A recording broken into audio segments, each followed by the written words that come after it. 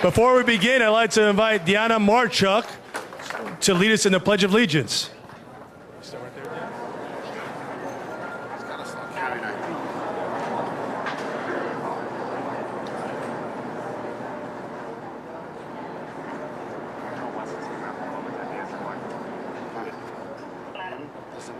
I pledge allegiance to the flag of United States of America and to the republic for which it stands, one nation, under God, indivisible, with liberty and justice for all.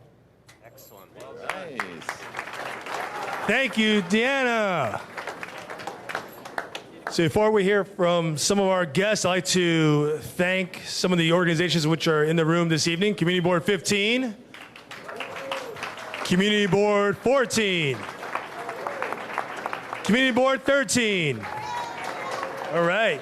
The 61st Precinct Community Council, Flatbush Jewish Community Council, Kojo Flatbush, the Brighton Beach Neighborhood Association, Brighton Beach Bid, the Kings Highway Bid, oh man, Manhattan Beach Community Group, Sheep's Head Plum Beach Civic Association, the Madison Marine Homecrest Civic Association, UPNA Adult Daycare, all right, and Homecrest Community Service. Now I'd like to invite up your District Attorney, Eric Gonzalez, to give us some brief remarks.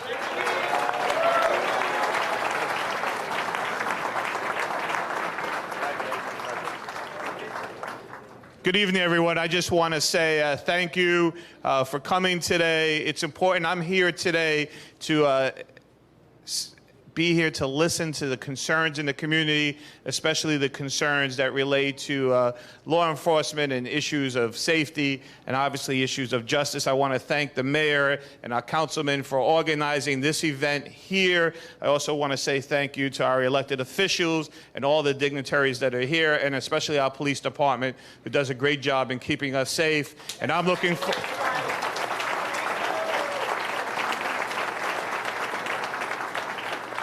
And I'm looking forward to working with each and every one of you in the coming years to make sure that Brooklyn is as safe and as as safe as possible, and that we have our priorities right. So thank you, Mr. Mayor. Thank you, Councilman, for inviting me today.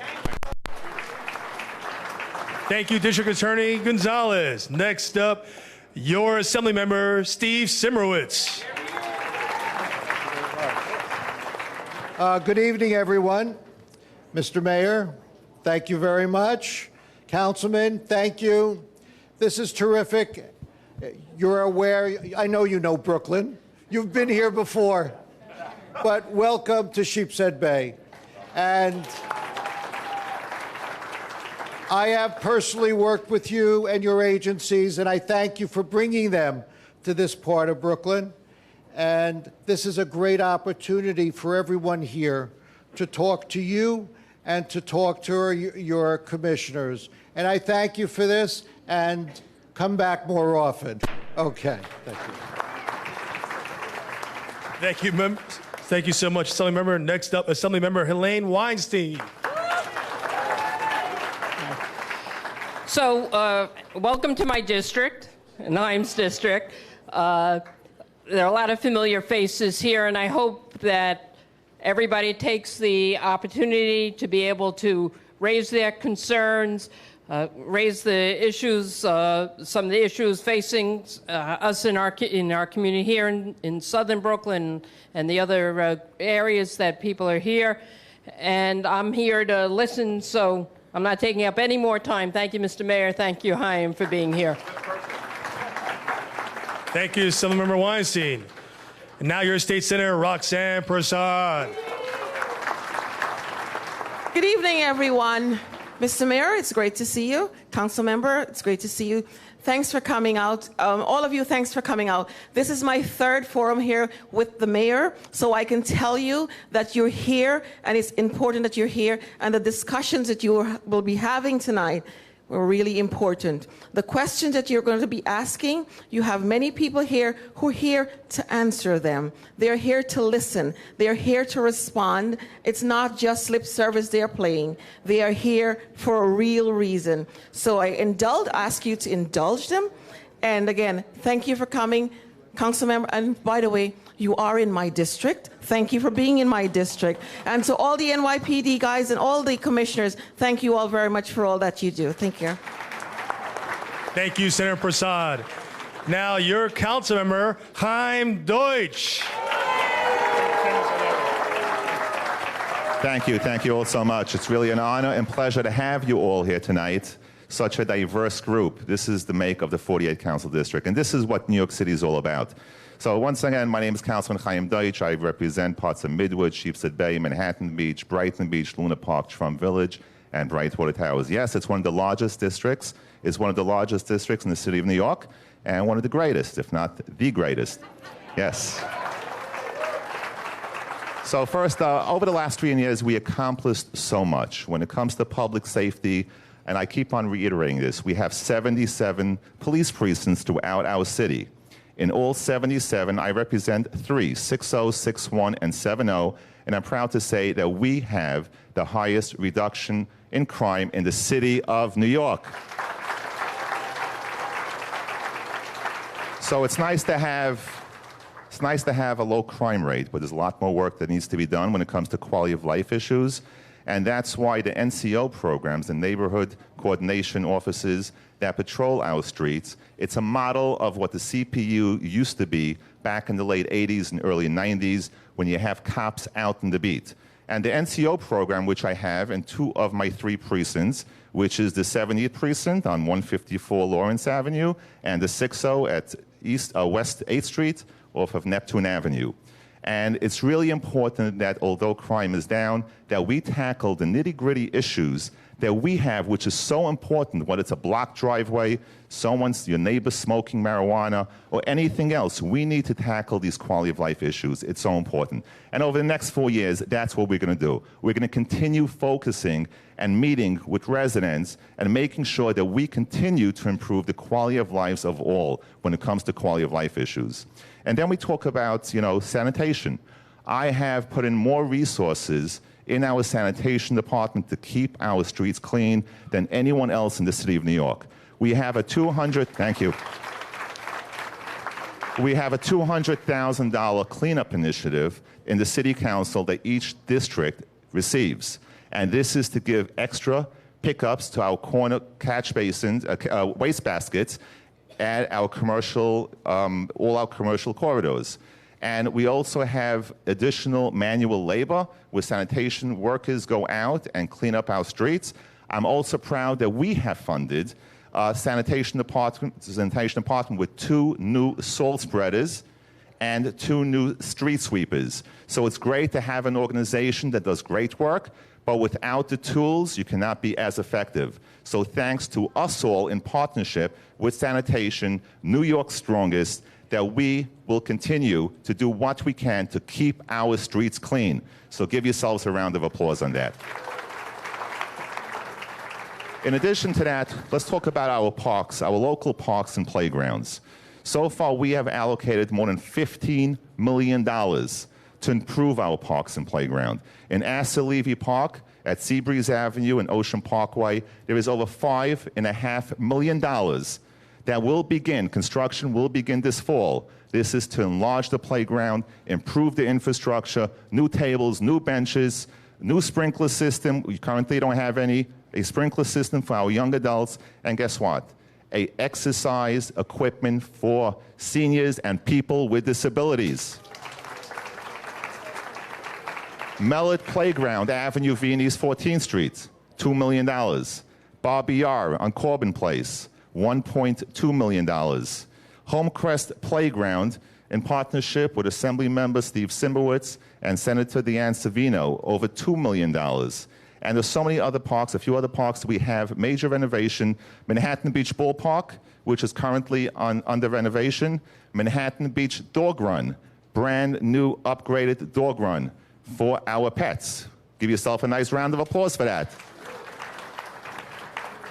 So when you talk about public safety, when you talk about sanitation issues, when you talk about our parks and playgrounds, it's beautiful. It's nice to have. It's nice to have clean streets. But we need a community that we could afford. We need a community that we could stay here and enjoy these new resources. And so that's why I am proud to be a sponsor in the City Council to increase the income threshold of SCREE and DREE, senior citizens rent increase, from $30,000 that it was previous, and now it's $50,000. The income threshold is $50,000. And I just passed a bill in the City Council for she and D in partnership with our mayor, that if you are a senior, a person with disability, 65 or older, you will get a tax decrease in your bill, on your bill, up to 50%. Previously, the income threshold was $39,000.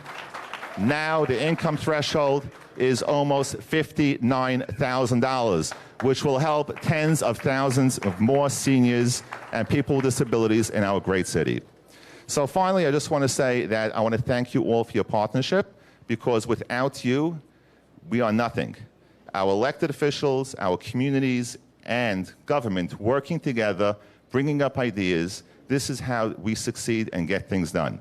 So at this time, I just want to mention that, that just a few years ago, actually, I was at Gracie Mansion.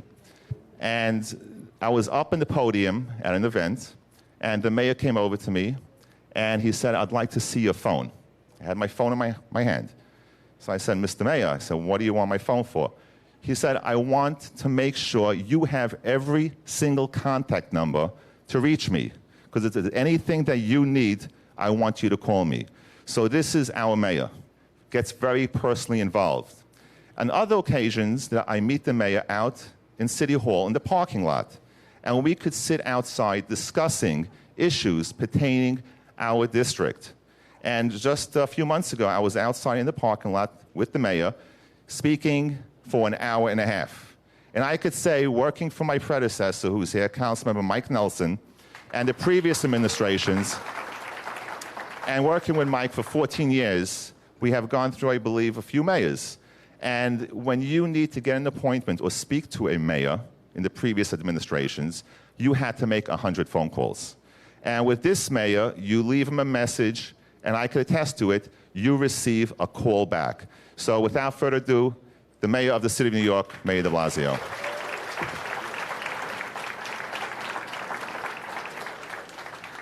Good evening, everybody. It is a joy to be here back in Brooklyn. I want to remind you that I am a Brooklynite who has been transferred to government housing in Manhattan, a place called Gracie Mansion. Tell them to release me so I can go back to Brooklyn. But I love being in Brooklyn, because what I see here tonight is so true throughout this borough. Every kind of people together to make a difference for their community. So I want to thank everyone, because this is something that doesn't get enough recognition. You know, if you turn on the TV, you open a newspaper, you're always going to see the problems in the world, the conflicts, the challenges, but you don't see enough of this. People who want to make a difference, who take a nice, warm night out. You could be doing a lot of things, but you're here to make a difference and improve your community. So I really want to salute you, because this is how, I agree with the councilman 100%, this is how things get better, when everyone shows up. So thank you. A round of applause for everyone here. I want to do a few acknowledgments, and then I want to just say a couple of things this evening before we open up to your questions and concerns. First of all, it's always good to see the next generation feeling love for this country. Let's thank Deanna Marchuk for that Pledge of Allegiance. That was a great job you did, Deanna. And speaking of love of country, we have some very special people here with us tonight who served in a war that defined all of our lives.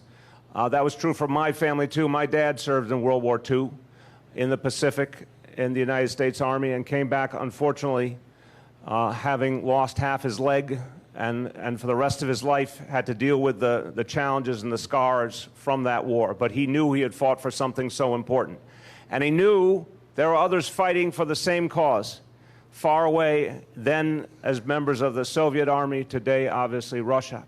So we have here veterans of World War II, good men who served in a noble cause to free everyone all over the world. Let's thank these great veterans of the World War II who are with us tonight.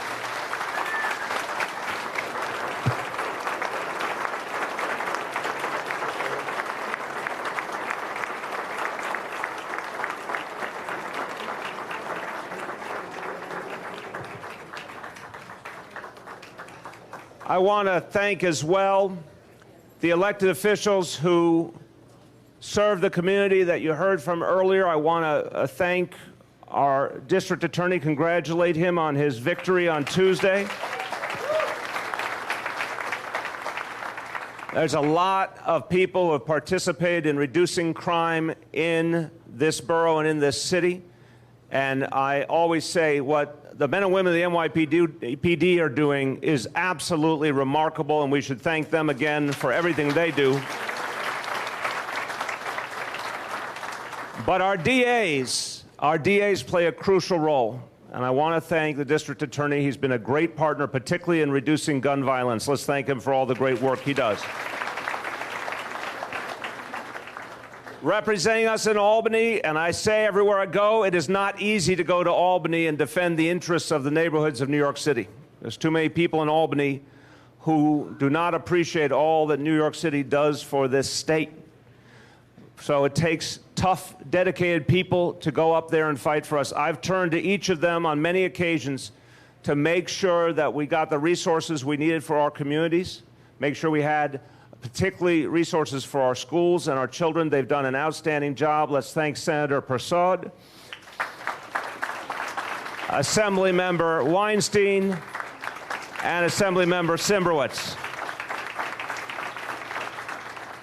And a special point of privilege, because that man over there was my colleague for 8 good years. Mike Nelson, thank you for all you've done for the community.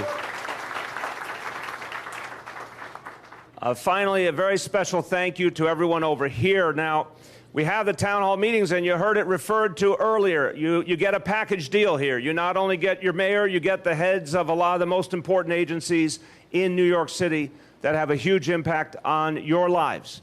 They're right here. When you ask questions, you raise concerns, sometimes they'll join me in the answers. But at the end of the evening, we usually go to about 10 o'clock. At the end of the evening, if you have anything else you want to raise or follow up on, they'll be right here to talk to you. These are folks who can make a difference and get things done. So do not hesitate to come up. Now, they're very hardworking people. They worked all day. They are here for this town hall meeting.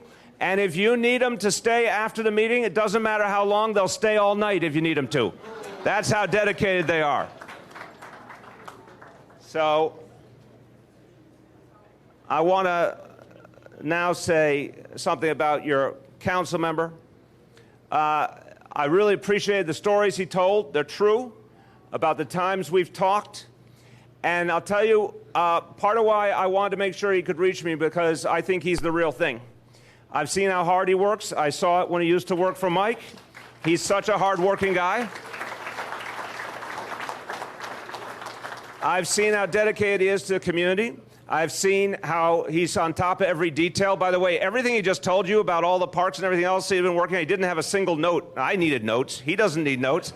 It's amazing the command of the detail he has.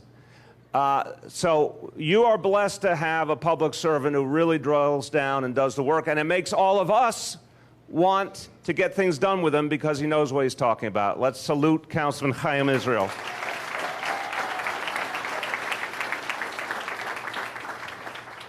I'm going to tell you a couple of quick updates, a couple of news flashes about this community, and then we're going to open up, and we want to get as many people in as possible this evening. Chaim will be calling on people. We're going to be going all the way around the room constantly. Want to remind people, please get to your question or concern quickly so we can get as many people an opportunity to raise their question and concern. But let me also say at the outset, it is a very special time of year. And one of the things we love about this city is people of all different faiths gather here And generally speaking about New York City, a beautiful thing you don't see in a lot of other places in the world, people manage to actually get along and respect each other. So I say Shana Tova to members of the Jewish community and wish you a very sweet and happy New Year, and to my Muslim friends, a happy New Year as well. And I want to express our appreciation for people of all faiths. That is something that makes New York City great and something that makes us proud.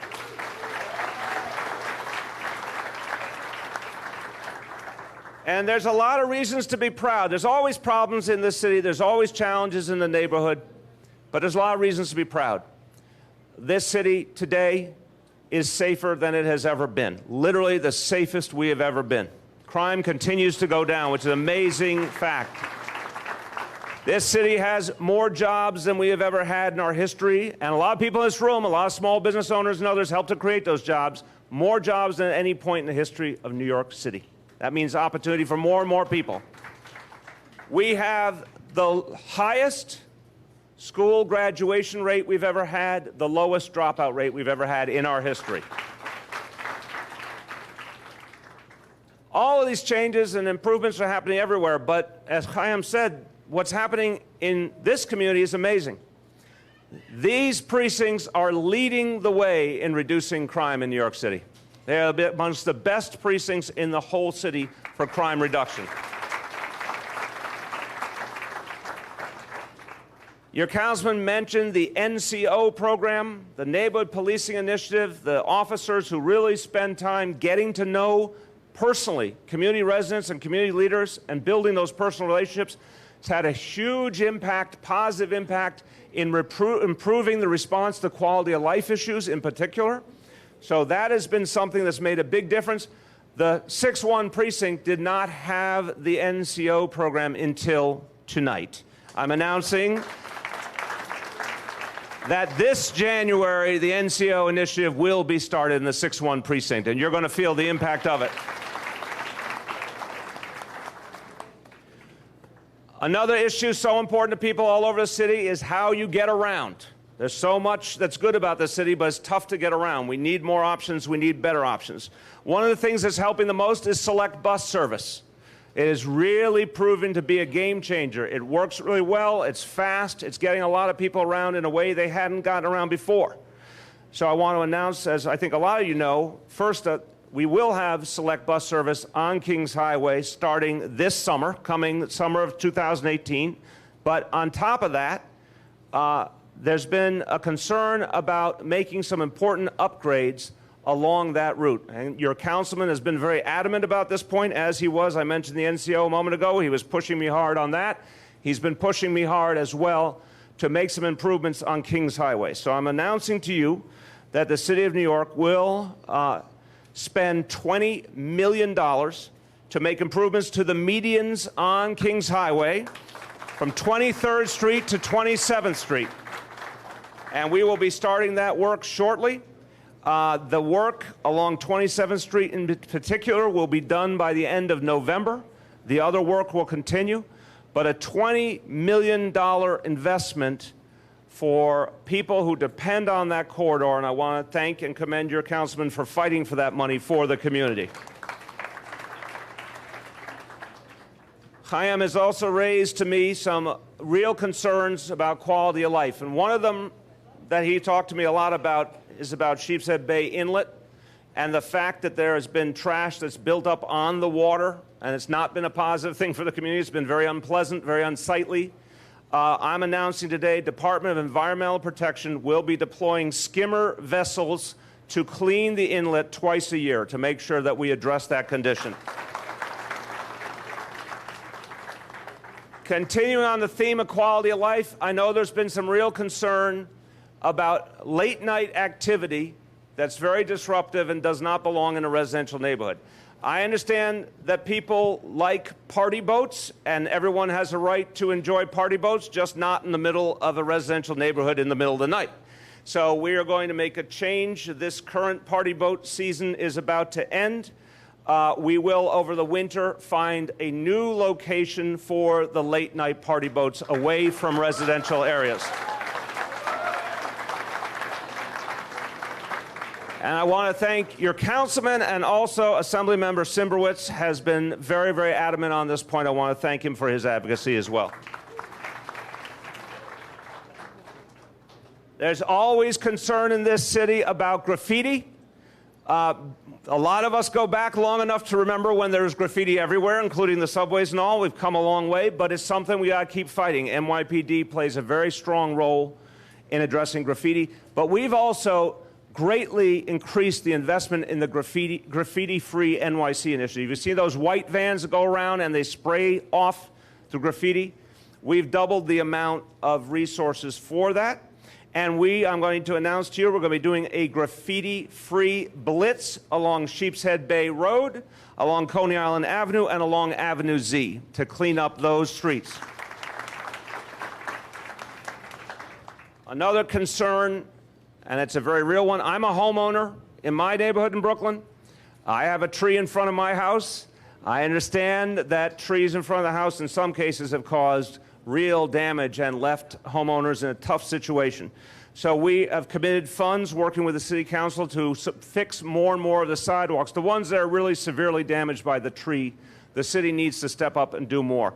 So in these communities, we will immediately be fixing over 100 sidewalks by November, and then we'll be doing almost another 100 in the following months to get these sidewalks fixed up for a lot of homeowners. You heard from the council member about our efforts to help seniors.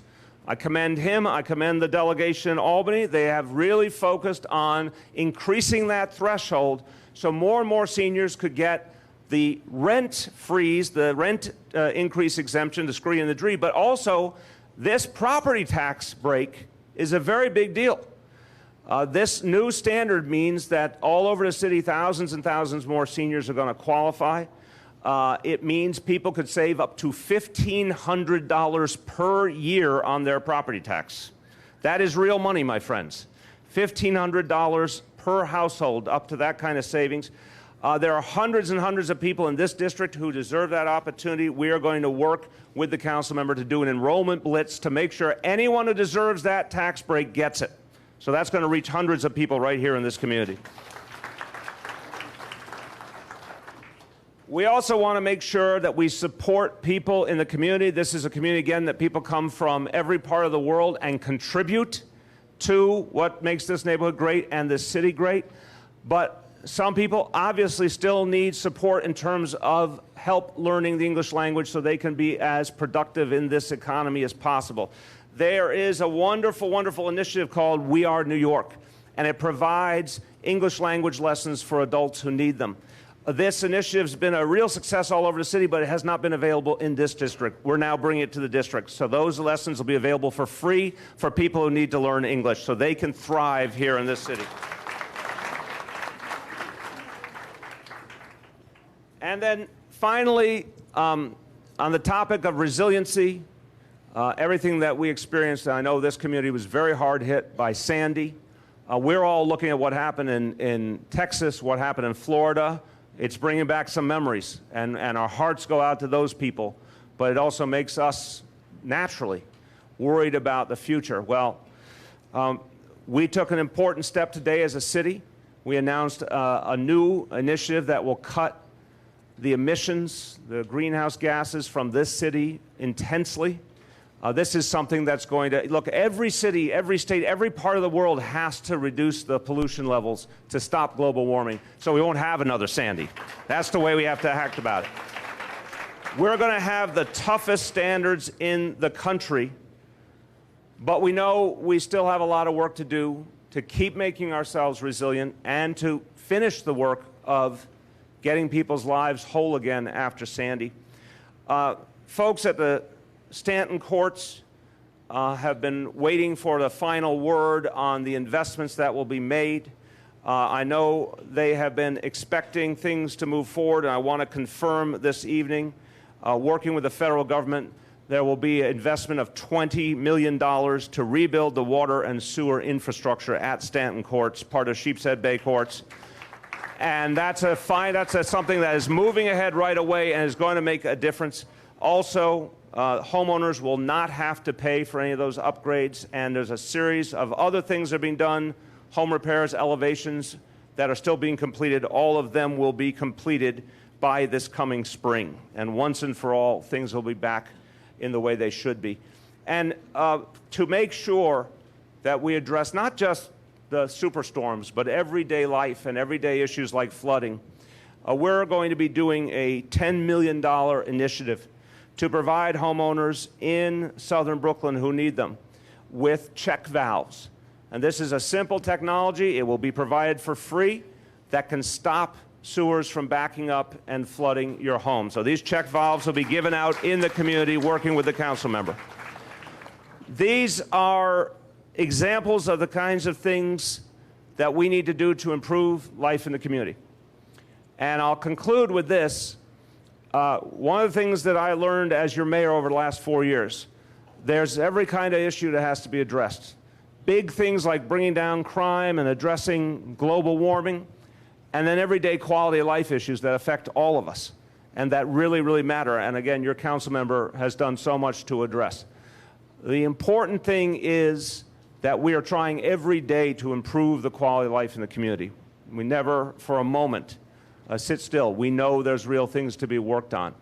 But I'm committed to work with the council member every day and with the good people from all of these agencies to continue to make this great community better. Again, thank you everyone for being here. It's a real vote of confidence in the community that you are all here, and I look forward to the dialogue tonight. Thank you so much.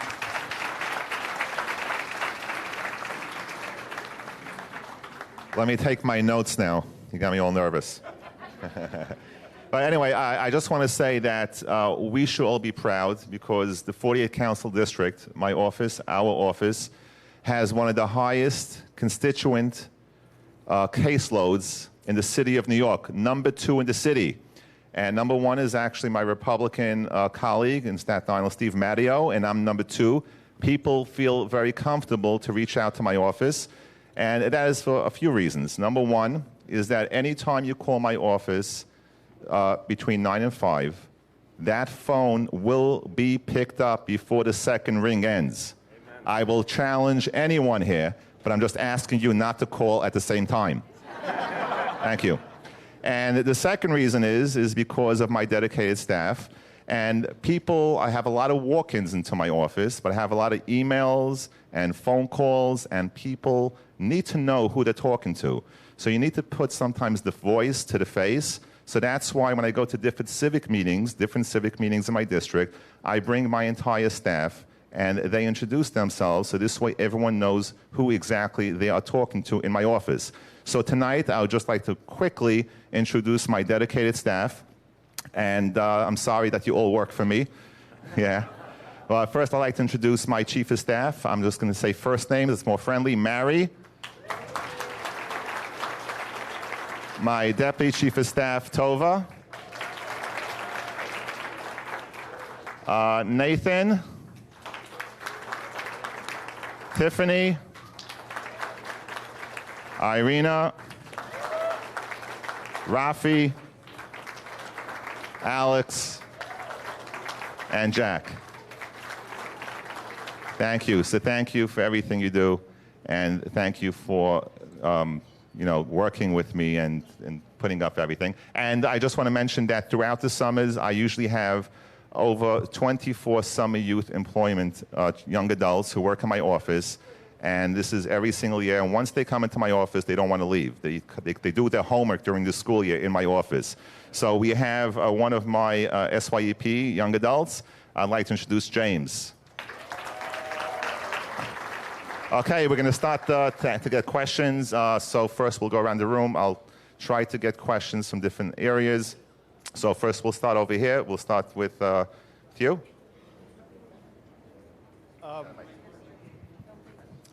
Good evening, Mr. Mayor, and good evening, Chaim, and good evening, all the elected officials. And I want to introduce myself. My name is Pervez Siddiqui.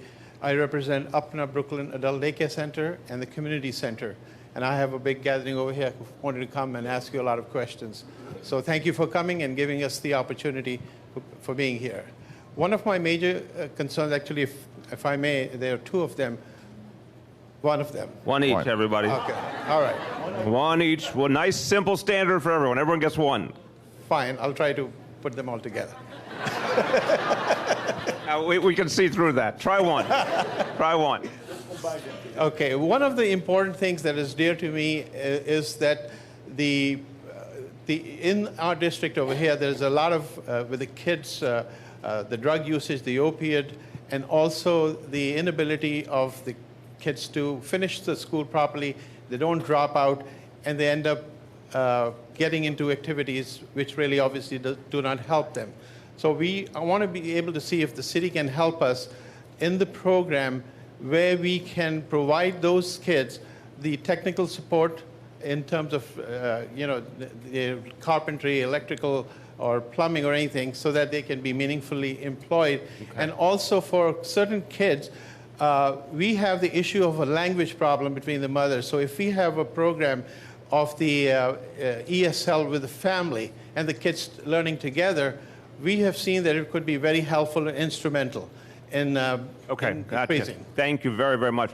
So I'd say very quickly, our community school initiative, which is now about 215 schools around the city, does a lot of things like bringing parents in to also participate in ESL and other opportunities, because that's an initiative where we want to encourage the most parent involvement in the school.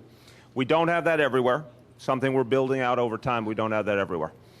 In terms of the opioid issue, this is one of the biggest public health and public safety challenges we face in this city and tragically all over the country. We are seeing some very good results this year. NYPD and not just NYPD, FDNY, EMS are doing a really extraordinary job of saving people, thank God, from overdoses. Hundreds of people have been saved this year. That's been one of the silver linings of this very, very tough situation. But I think you're right in saying at the core of this is giving opportunities to young people. So one, we have guaranteed for every middle school child, 6th, 7th, 8th grade, they're guaranteed after school during the school year. I want to test this room because there's a lot of people in this room who are very involved in the community. Before I just said it, did you know that every middle school child was guaranteed free after school? If you knew that, raise your hand. If you knew that, raise your hand. Okay. So this is one example of why it's good to have town hall meetings. Everybody, if you have a 6th, 7th, or 8th grader in your life going to our public schools who needs after school, it is available in their neighborhood for free. Take advantage of it. You can sign up this week. Take advantage of it. But in terms of other things to address the needs of young people, we've been expanding the Beacon after-school program into different areas, and I'll have Bill Chong, where are you, Bill? Our our Commissioner for Youth and Community Development will follow up with you to see if there's something we can do additional in this neighborhood. And you don't have to come up, I'll just point you out, Bill Chong right there. And in terms of training, we have a number of locations where people can go for training after high school. They can go and get specific job training. Greg Bishop, our Small Business Services Commissioner, can follow up with you on that. So to sum it up, we take not only the opioid crisis, but all the challenges facing our young people very seriously. I agree with you. If we get them into after-school programs, if we get them into job training programs, it really changes their lives. And we're steadily expanding that access. We'll work with you to see if we can do some specific things in this community. Thank you. Thank you. Great question. Okay. We'll go right here. Peter. Thank you.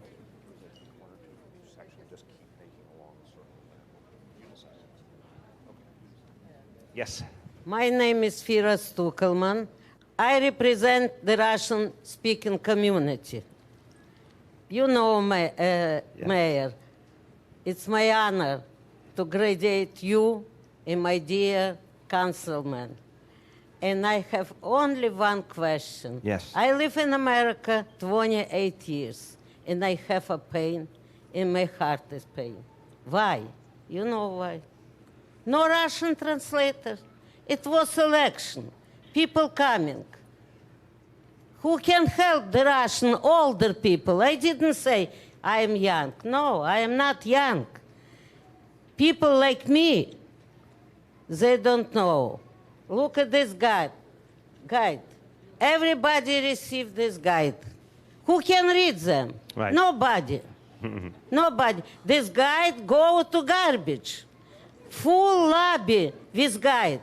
People pick up and put on the floor. Pick up and put on the floor. How many years the mayor promised us in 2 months ago? Yep. It is money. It will be translator. Where is translator? No translator.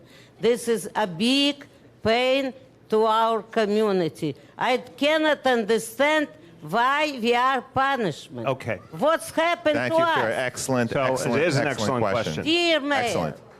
more 4 years altogether.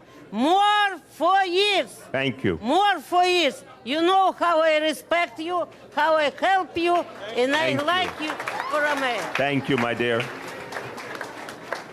First of all, I know how much you do for the community, and I want to thank you. Let's give her a round of applause for everything she does to help the community. Thank you.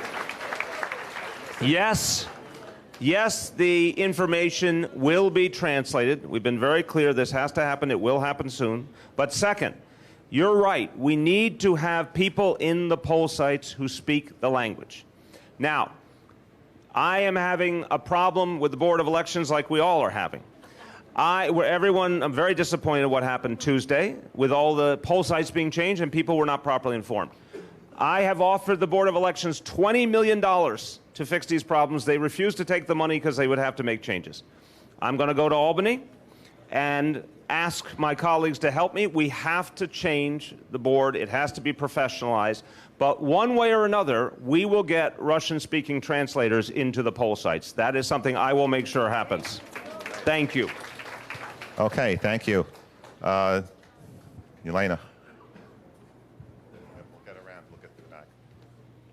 Good evening, Helena Macnin, Executive Director of Brighton Beach Business Improvement District. I'm very pleased to see many familiar faces, including our Honorable Mayor de Blasio, who I met a long time ago, and I would like to commend you for fulfilling your promises to help small businesses. Thank you.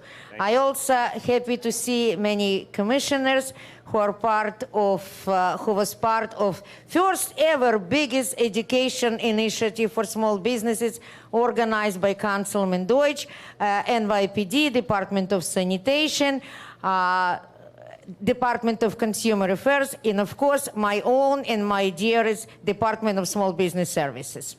I also would like to thank Councilman Deutsch to making my dream to come true, giving us funds to publish his book, which I believe very helpful to small businesses. Thank you, Councilman Deutsch. Now I have a question.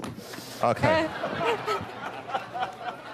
Okay, after Elena is done, we're going to go only questions because we want to get to as many people as possible tonight. I ask permission. Permission granted. Okay. Everyone knows that one of the missions of each and every business improvement district to attract people to come to our neighborhoods.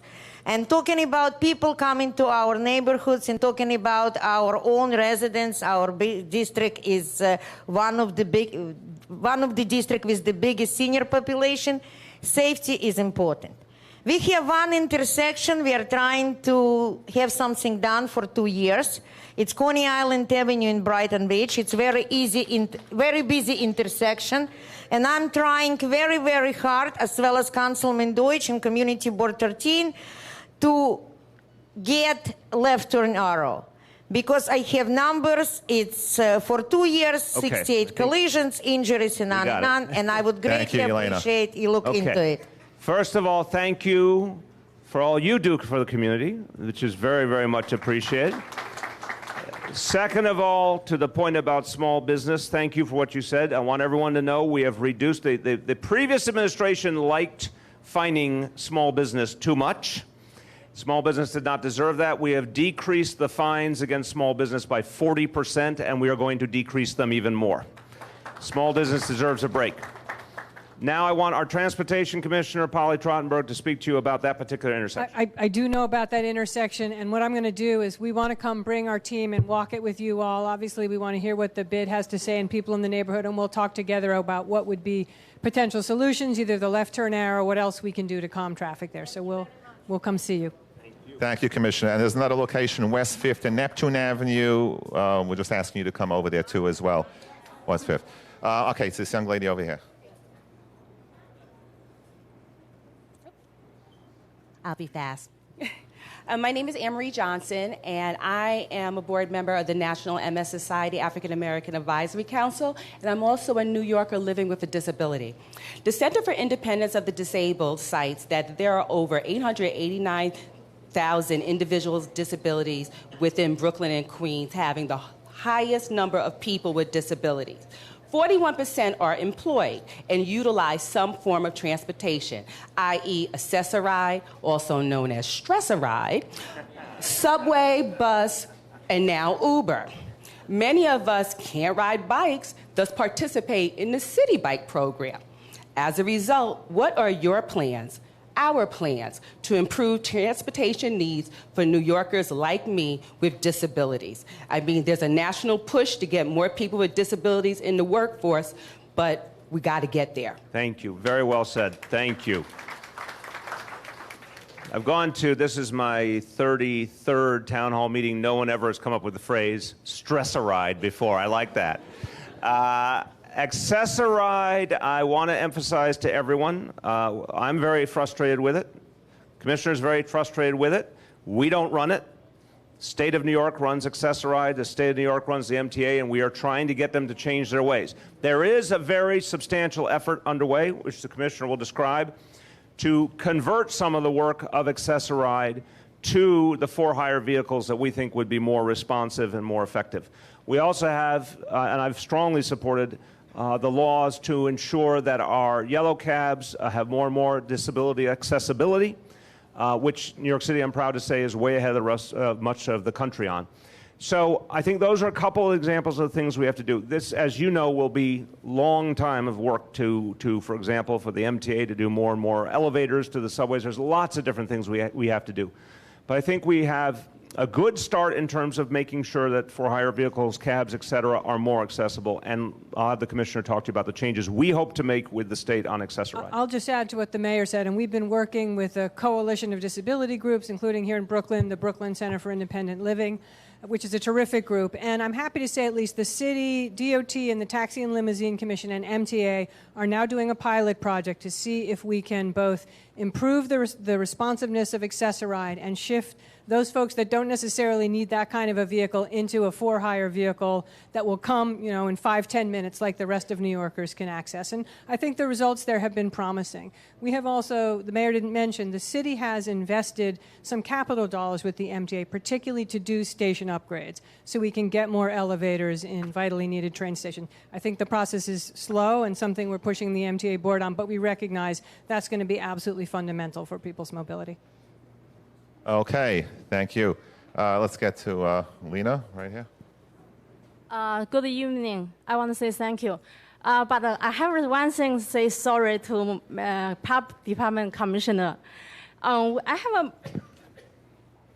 have an issue like a tennis court. So how many people to know U.S. Open? U.S. Open? Yes, right? But the Park Department has a very stupid rule, like only bring 6 balls. Only 6 balls, tennis balls. Alice, can you help me? Are you Alice, saying with the come. Parks Department, are you saying? Alice, please come here. She wants a lifeline. Who's going to be the lifeline here? Come over. Don't be shy. You're in Brooklyn. Yeah, because my kids... Okay, go over, stand with her. You can here. help. You can help explain the question. Yeah, because my kids very love to play tennis. So... Okay, you want to explain the question? Okay, sure. So there's a rule in New York City parks that you can, when you go to rent a court, you can bring a maximum of 6 tennis balls with you. And that is very frustrating, if you're trying to give a lesson. I love the bureaucracy. I really do. Are you serious? tonight. Yes, seriously. Okay. Marty Marr is here, our Brooklyn Parks Commissioner. Marty, why on earth can people not bring more than 6 tennis balls to the tennis court? So, Mr. Mayor, what tends to happen is professionals tend to come and do lessons on courts that are supposed to be open for the public. Right. So if you're playing doubles, it's 12, 6 and 6. That's more than enough balls for somebody to play for the 2 hours that they're allowed to play. Because you do get professionals, I've seen it, I've been around for 33 years, that will come and occupy the courts, and it's not fair to everybody. They don't get their turn. But if a regular person is using it and happens to bring some extra tennis balls, you're not going to arrest them or anything, right? I will not arrest them. Okay. We go way back, so we're good friends. I think there's a reason for the policy, but I think the smart thing is we will exercise enforcement very leniently. Absolutely. Okay. Keep going. Thank you. Thank you, Lena. Which no, which? so No, wait, that's one per person. Question. Thank you. Lena, which park is this? Marine Park, not in my district, Manhattan We'll Beach follow Park. up. You could bring 12 tennis balls. There you go. That's right. That's good. That's good. Okay, let's get someone from the back. Let's get someone all the way. Yeah. The sir, man, you gentleman, young man over there. Can't make it up. Get someone from the back. We're gonna try to get to everyone. You mentioned about the select bus service. Yes, just speak up a little. Yes, the B44 select bus has been helpful to a number of people, but on Avenue R, we have had a rally organized by the councilman because from Avenue U to Kings Highway is a tremendous difference in between the two stops. And it's the largest gap in the B44 select bus. There are a lot of senior citizens. We have been requesting to get a select bus stop at Avenue R. There used to be a limited stop on Avenue R and on Avenue S, so we lost 2 stops. Okay. And there's a medical center on Avenue S. There are a lot of senior citizens there, and it has been very tough. The MTA, when we tell them about it, all they do is they say, well, people aren't there anymore, but people aren't going to wait for a bus that doesn't stop there. Okay. Let me say this. Again, reminding everyone that whether we like it or not, the state of New York runs the MTA. But on this one, I think we can make a real difference here. Polly is a member of the MTA board. We have a bigger role in select bus service than we do in most things. So we have more leverage because we provide a lot of the money. The council members raised this concern as well. We are committed to adding an additional stop in that area so people can have more access to select bus service. And we will work with the MTA to get it done. Nice. Thank you. Thank you, Mr. Mayor. Okay, so let's get this young lady over here.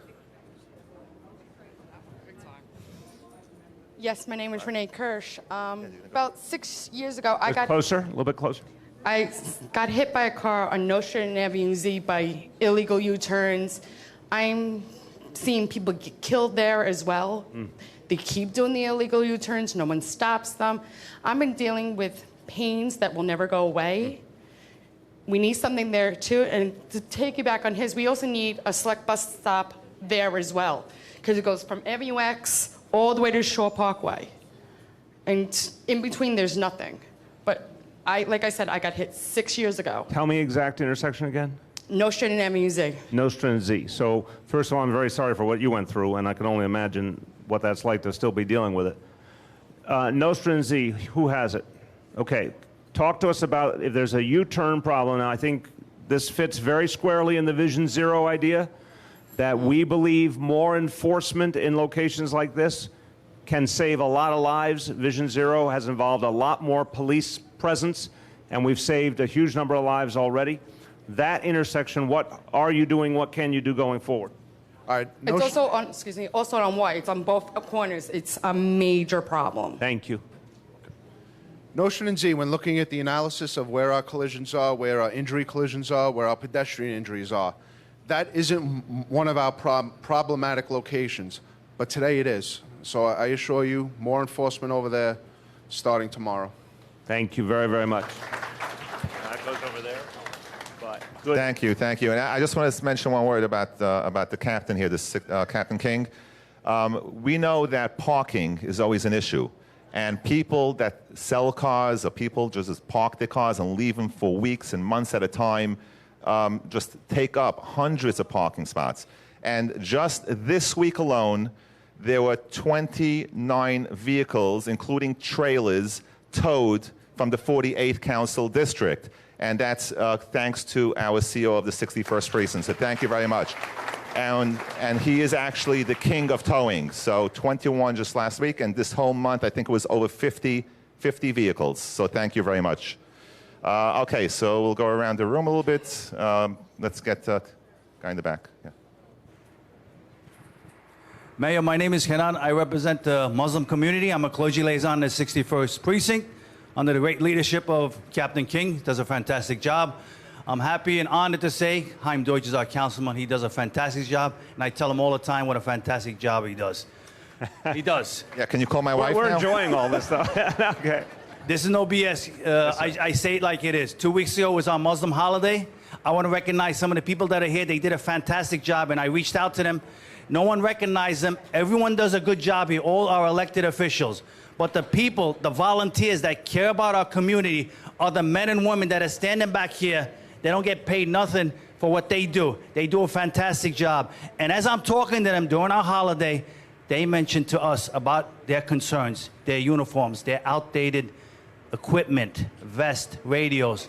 Please, God forbid, before something happens, for the safety of our auxiliary officers, Mayor. Thank you. Thank you very much. I appreciate you raising that. I have a lot of respect for what the auxiliary officers do. And we have been all over the police department trying to improve the equipment, improve all the elements of the experience that our officers are having. But I think you make a very important point. We have to make sure that we're doing that for auxiliary officers as well, and so we will keep doing that. Thank you for being on their side. I appreciate it, and let's give them a big round of applause for all they do.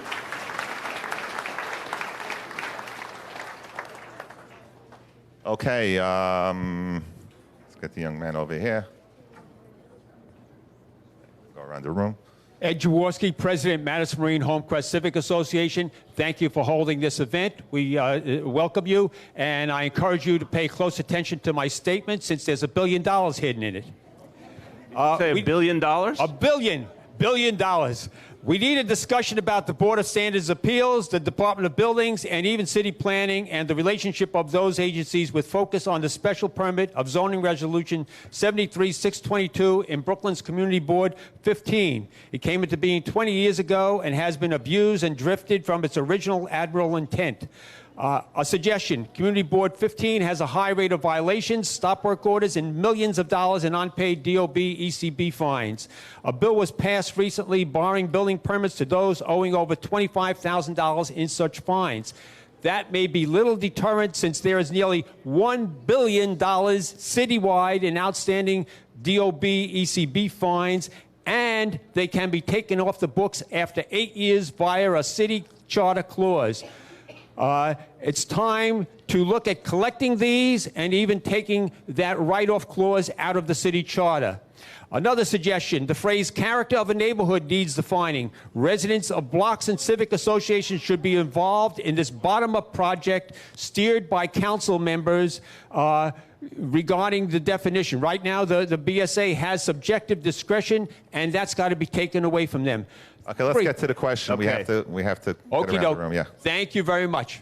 Thank and you. also, let me thank a couple of other people who are here. Your community liaison, Dan Abramson, and I saw, who else? David Nussbaum from Department of Buildings. We're pleased to have them. I'm sorry that the BSA chair is not here tonight. Thank you. I know you do a lot of good work on behalf of the community, so I thank you for all the hard work you do. On the question of the Department of Building fines, this one's an interesting one to me. Rick Chandler, our buildings commissioner, is here.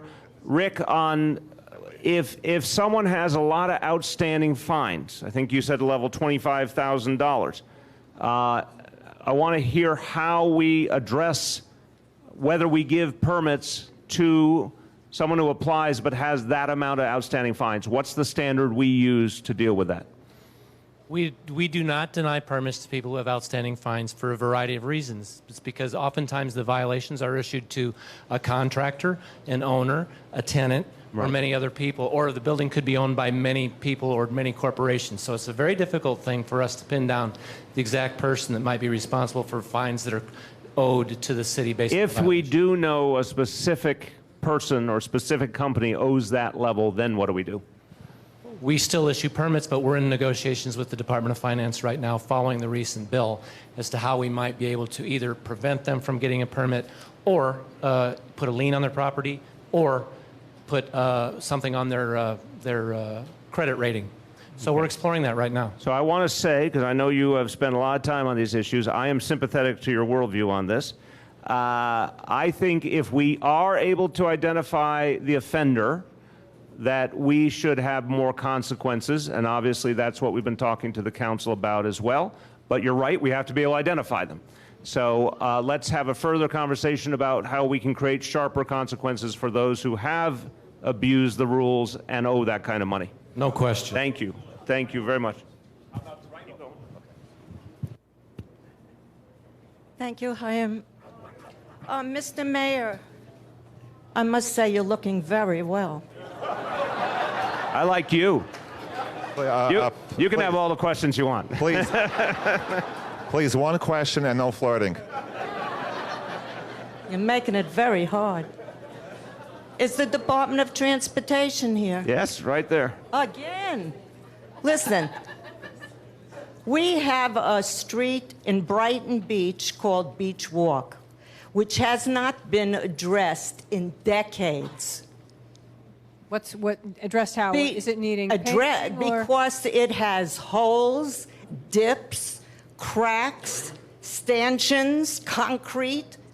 And you may not be aware of this, but Brighton Beach has been known to have the largest senior citizen community.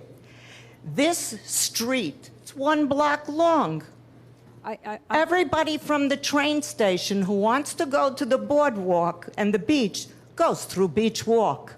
There are people with canes, everything. You walk with me and my walker, and I'll show you. Push the walker, and I'll show you how impossible it is to walk on this street. She's going to come take a walk with you. Wait a minute. What about you?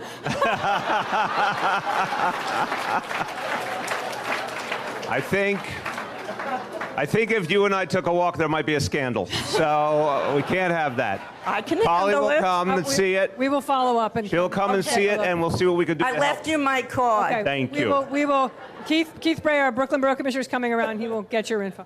Okay, and Marty Marr and the mayor, we're going to have to talk about the boardwalk. Thank you very much. By the way, Brighton Beach Avenue is a little different than any other road in my district. It's made out of concrete, and that's a real capital project. So I'm proud that there is an allocation for $4 million to have a capital improvement project on Brighton Beach Avenue. So that is great news. Okay, we'll go to the next question. Right here, Ari. Good evening. My name is Ari Kagan. I'm a Democratic District Leader in 45th Assembly District, which is Brighton Beach, Manhattan Beach, Shipstead Bay, Homecrest, Meadwood, and Gravesend. And I welcome Mayor to Shipstead Bay. Hopefully, we will see you more often, not just in 4 years. You know, every 4 years it's good to see you, but I would prefer to see you more often in each one of these neighborhoods. I wanted to congratulate Councilman Chaim Deutsch with impressive victory on Tuesday, 81%. It tells you how hard he works. Congratulations. My question is very simple. In the last 4 years and maybe a few years before that, I've seen that quality of life in southern Brooklyn and specifically in areas I just mentioned, in terms of affordability, is going down and down and down. We see more homeless people and more luxury condominiums. So, but most of the people in our areas are not homeless and are not living in condominiums.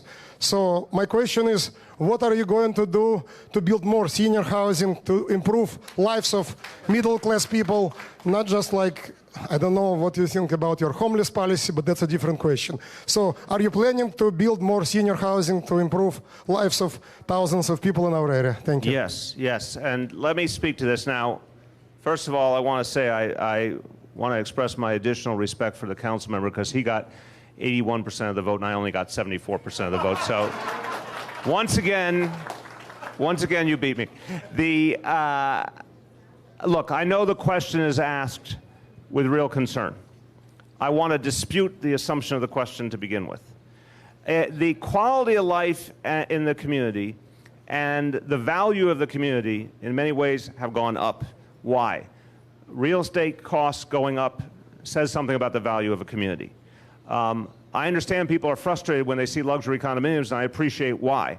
But that is not meaning a community is going backwards. There's obviously, it suggests some good things about a community. The fact that crime has gone down consistently is something very good about a community. There are real problems and issues to be addressed. But I believe the quality of life in these communities is very good. I think we have more to do, but I still think the quality of life is very good. I think people are very devoted to their communities because of how good they are as a place to live. The homelessness issue, I've said very clearly, it's going to be a long battle to fix it and address it. I believe we will. I'll give you one promising sign. The Homestead Initiative, led by Commissioner Steve Banks here, which is intensive, super intensive outreach to homeless people, has gotten 900 people off the street around the city who have gotten off the street and not come back to the street. That's a very good sign, and I congratulate the commissioner for that. But the affordable housing, the essence of your question is making sure people can afford to live in their own neighborhood.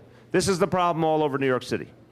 As we got safer, as the number of jobs increased, as the quality of life improved, the cost of housing went up and up and up and became impossible for so many people in this city. We have the biggest affordable housing initiative in the history of the city. It will ultimately reach 500,000 people. There is a preference in that initiative for seniors.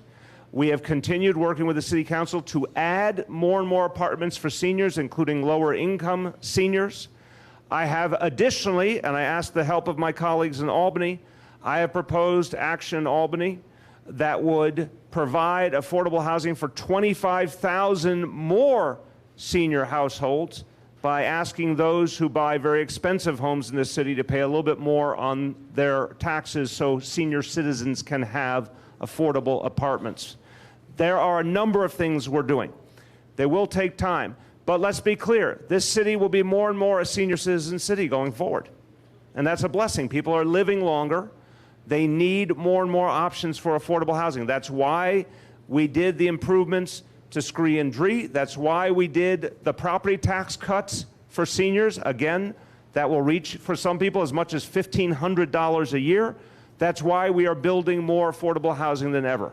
Again, with a preference in so many cases for seniors.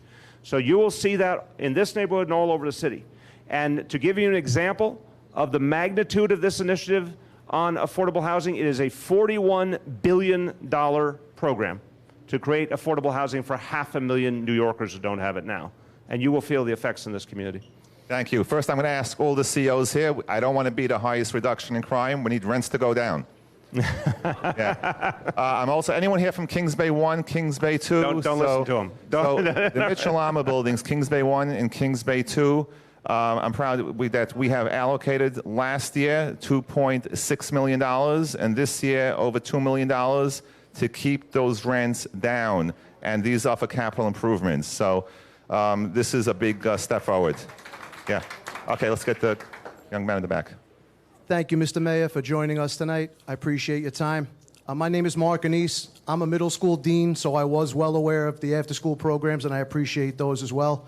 My question tonight, though, is we are in a room with many city employees, and also we have an avenue now of my neighbors that I could never fully address on my own.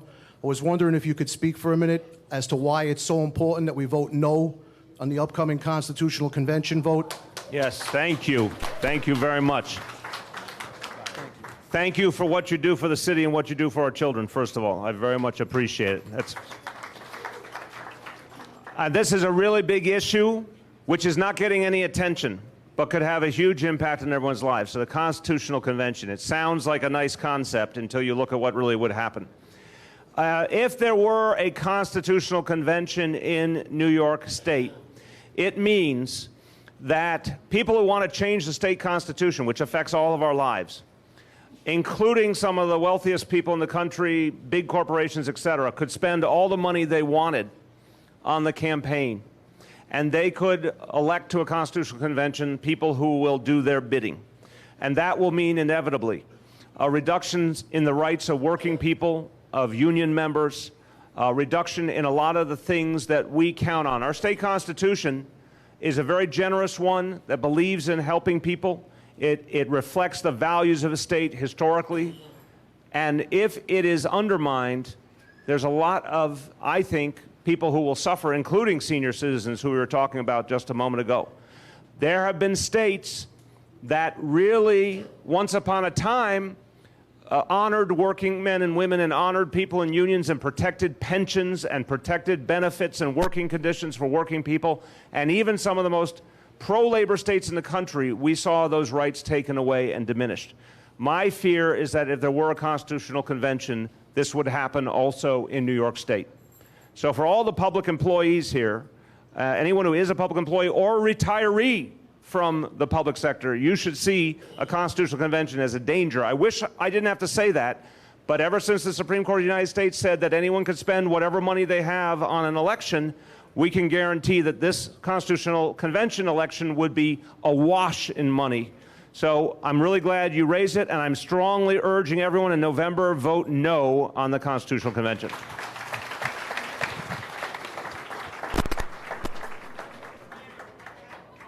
No, sorry, we got one per person when he calls on. I'm sorry. Hi, Mayor de Blasio and our wonderful councilman. I live in Trump Village, and recently, due to all the construction there, our bus stop was moved to the middle of the block. And in someone's infinite wisdom, instead of moving the bus shelter along with the bus stop, it was demolished. You know who did that? Do you know who did that? The same person who said you could only bring 6 tennis balls to the tennis court. Well, let's The get rid same of that. exact person did that. Anyway, we were promised the bus shelter, and since there is such a high retiree population there, we really need Yes, one. I'm aware of the issue. The councilman's raised it too. I guarantee you we will put in a bus shelter. Okay. And thank you for raising it. When can we look forward to seeing one? Oh, wow. Coming to you. Thank you. I think the bus shelter is at Marine Park. Yeah. Okay, Judy Barron. Thank you, Mr. Mayor. Thank you, Councilman Deutsch, and thank you for the 4 years of attention to civic associations and community groups. My name is Judy Barron. I'm the president of the Manhattan Beach Community Group, and I've tailored my statements now so that it goes with one question but a statement as well. So forgive me. Mr. Mayor, there are many issues I know you've heard about from this evening, and you will hear from people in Manhattan Beach. At your recent town hall meeting in Coney Island, you said the city is spending $2 billion with a B dollars for resiliency in Coney Island and surrounding communities. To date, the Manhattan Beach community in close proximity to Coney Island, with the exception of Build It Back, a small part of Build It Back, not a thing has been done to protect or to prevent our community from the next storm. Money allocated to rebuild the bathhouse at the public park in Manhattan Beach as a resiliency center was scuttled because the Parks Department didn't want the project. I'm very happy to hear my next paragraph was about the check valves. It's a delight. Can they be put in the sewer system rather than individual homes? We think that would be more successful to do it that way. Okay, that's a good question. No, it's not the question. Well, wait, I want to answer to that question.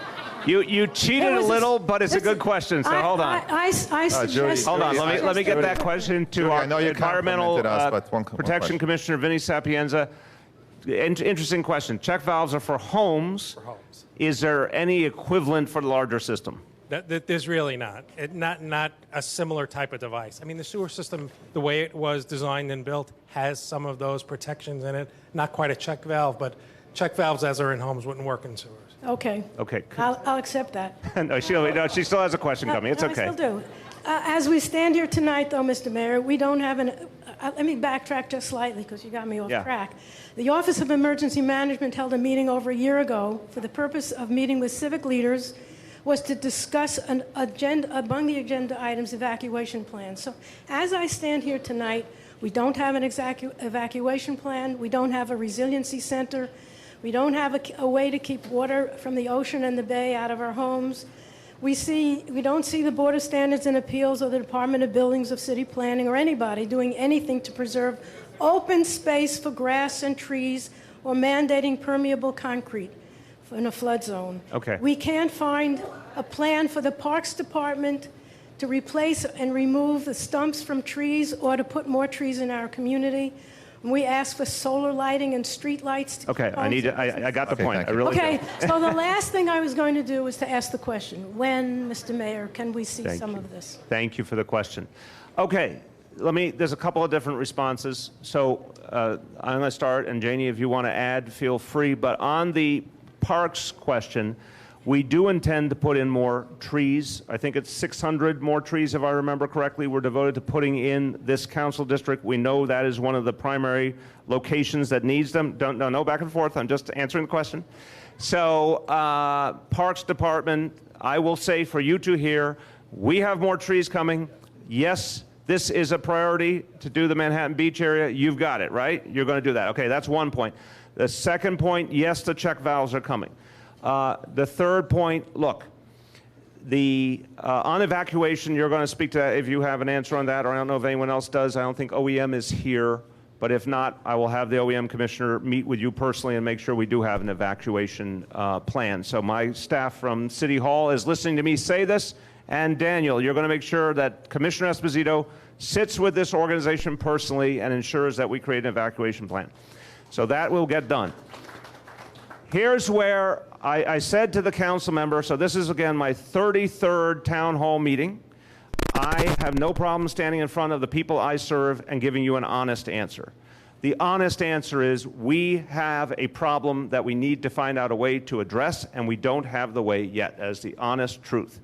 Unlike some other communities, a lot of other communities, certainly it's true in Coney Island, it's true in the Rockaways, there's a lot of places where we could put in an immediate resiliency barrier. What we just did in the Rockaways, the whole Rockaway boardwalk is 5.5 miles that when Sandy hit turned into a projectile and was thrown into the neighborhood. Now it is anchored, it is actually a resiliency barrier for 5.5 miles. And the Army Corps, we worked with them, they've obviously reinforced beaches in a lot of areas.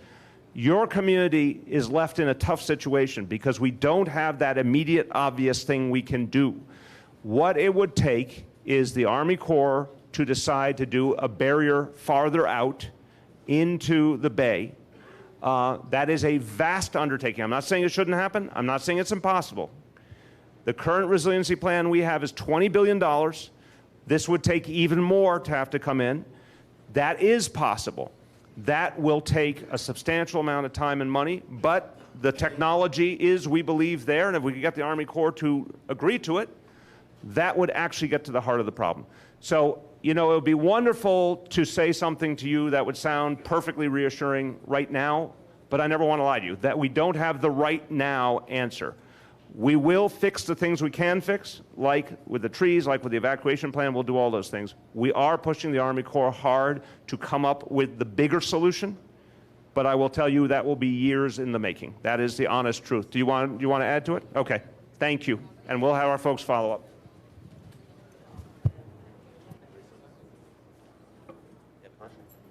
Oh, I thought you raised your hand. Roberts? Okay. Okay, so let's go.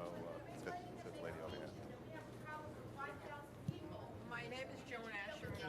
Wait, we had the microphone on. My name is Joe. We're going around. We're going to keep going around. I've lived in Sheepshead Bay. Yes, we are going around. For 35 years.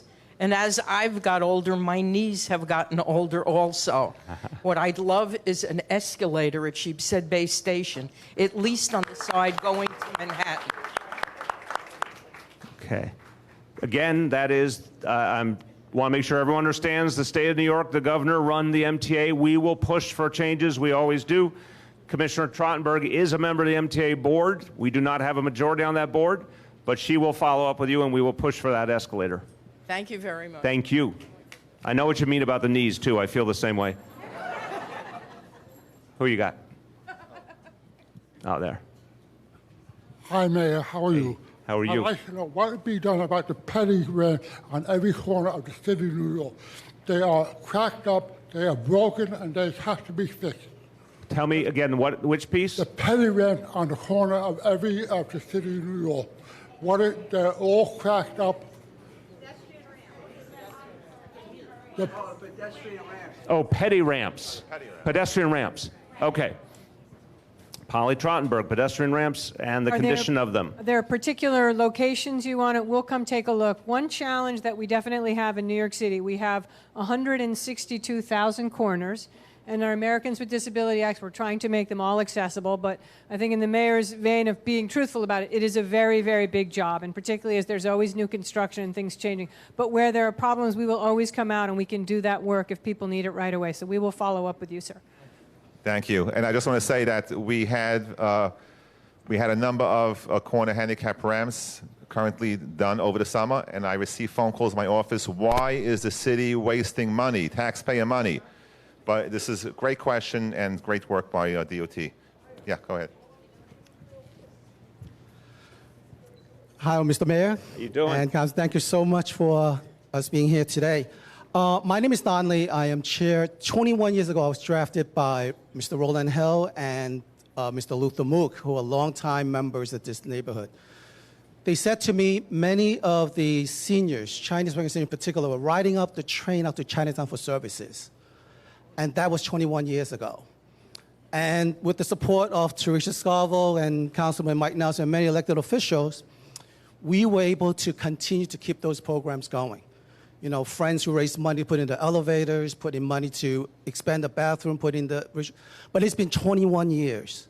And when one of our members, 006, is called Newmo, when she first joined the group, she was in her 70s. This year, she's 103. And many of our members are well past 90. So what I would like to know is, when can I bring the good news to Liumu that we finally going to be funded by DFTA? Okay, let's hear from DFTA about what we are doing. I'm not familiar with the situation, but our Commissioner Donna Corrado is here. She's amazing. And she's amazing. I agree with you. She is amazing. I'm amazing, so I'm. You're amazing. Just rub the genie. Is that a benediction? What was that? No, I'm going to rub the genie bottle. But no, and they do a fabulous job with our Chinese and Asian community in Bensonhurst and Sheepshead Bay, and we're going to work with you to be able to procure eventually, I'm not saying this year, it's not this year, but eventually procure a center for you. And you've done a terrific job of keeping that center going on your own and with the support of the community. So there's probably no other group that's more deserving, but we have to formalize that process. So you're looking for the physical location? We have the location. No, they're looking for funding. They're looking for a grant. A grant? Yes. So you've been going on all these years without the grant? Right. Okay. We will have a conversation. I know him forever. He's a good guy.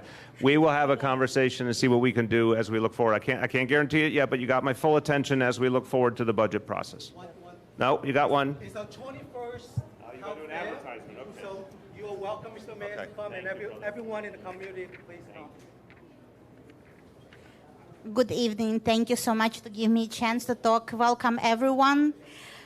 We already today thanks Ms. Chancellor for all what you did for our school. I present today the school. I am PA president, and this is my co-president. And with us today, we have the person who make a change, such a great change in our school, PSIS 206. Miss Quickly, Ellen Quickly, stand up. You're the best principal in our district, District 22. She is absolutely wonderful. She got connected us with counselor, and we got $250,000. Thank you so much. $250,000 last year for conditioners, not conditioners, for the wire. Yes, and we already, they did the job, and now we want to know if we have any chance to get the free conditioners. The air conditioners? Yes. I thought you meant like a conditioner for your hair. I was like, sure, we'll give you a conditioner. I have enough. I'm like, I guarantee we could bring you conditioner. I can share with everyone. No. And so, air conditioner for which school? PSIS 206. Okay. District so, 22. do we know, is SCA here? Do we know the schedule on that one? PSIS 86? 206. I'm sorry, 206. Yes. 206. Do we know the schedule on air conditioning? So let me just start by saying that my kids went to New York City public schools, and I always understood, because I lived it, how hard it was for kids to learn if they were in an environment without air conditioning. So in the last budget in June, working with the councilman, we added to the budget the money to put air conditioning in every classroom in New York City. So every school will get air conditioning. Do we know when this one, you have to come over here. Do we know the schedule for this one? So we're currently in construction. Say who you are, I'm sorry. I'm Melanie LaRocco with the School Construction Authority. We're in construction right now on the electrical upgrade, and I can say that we'll be done in 2 months. And I On the electricity? Correct. So And then I you have to don't- put in the air conditioning. That is correct. You have I a don't- ballpark? It could probably be done before the end of the calendar year. End of the calendar year. Correct. You know this school. I'm Talk going about to the get same very school. familiar, yes. We're going to get it done by the end of the calendar year. Yes. Excellent. By the end of the calendar year, by the end of this year. Okay. Well done. Thank you.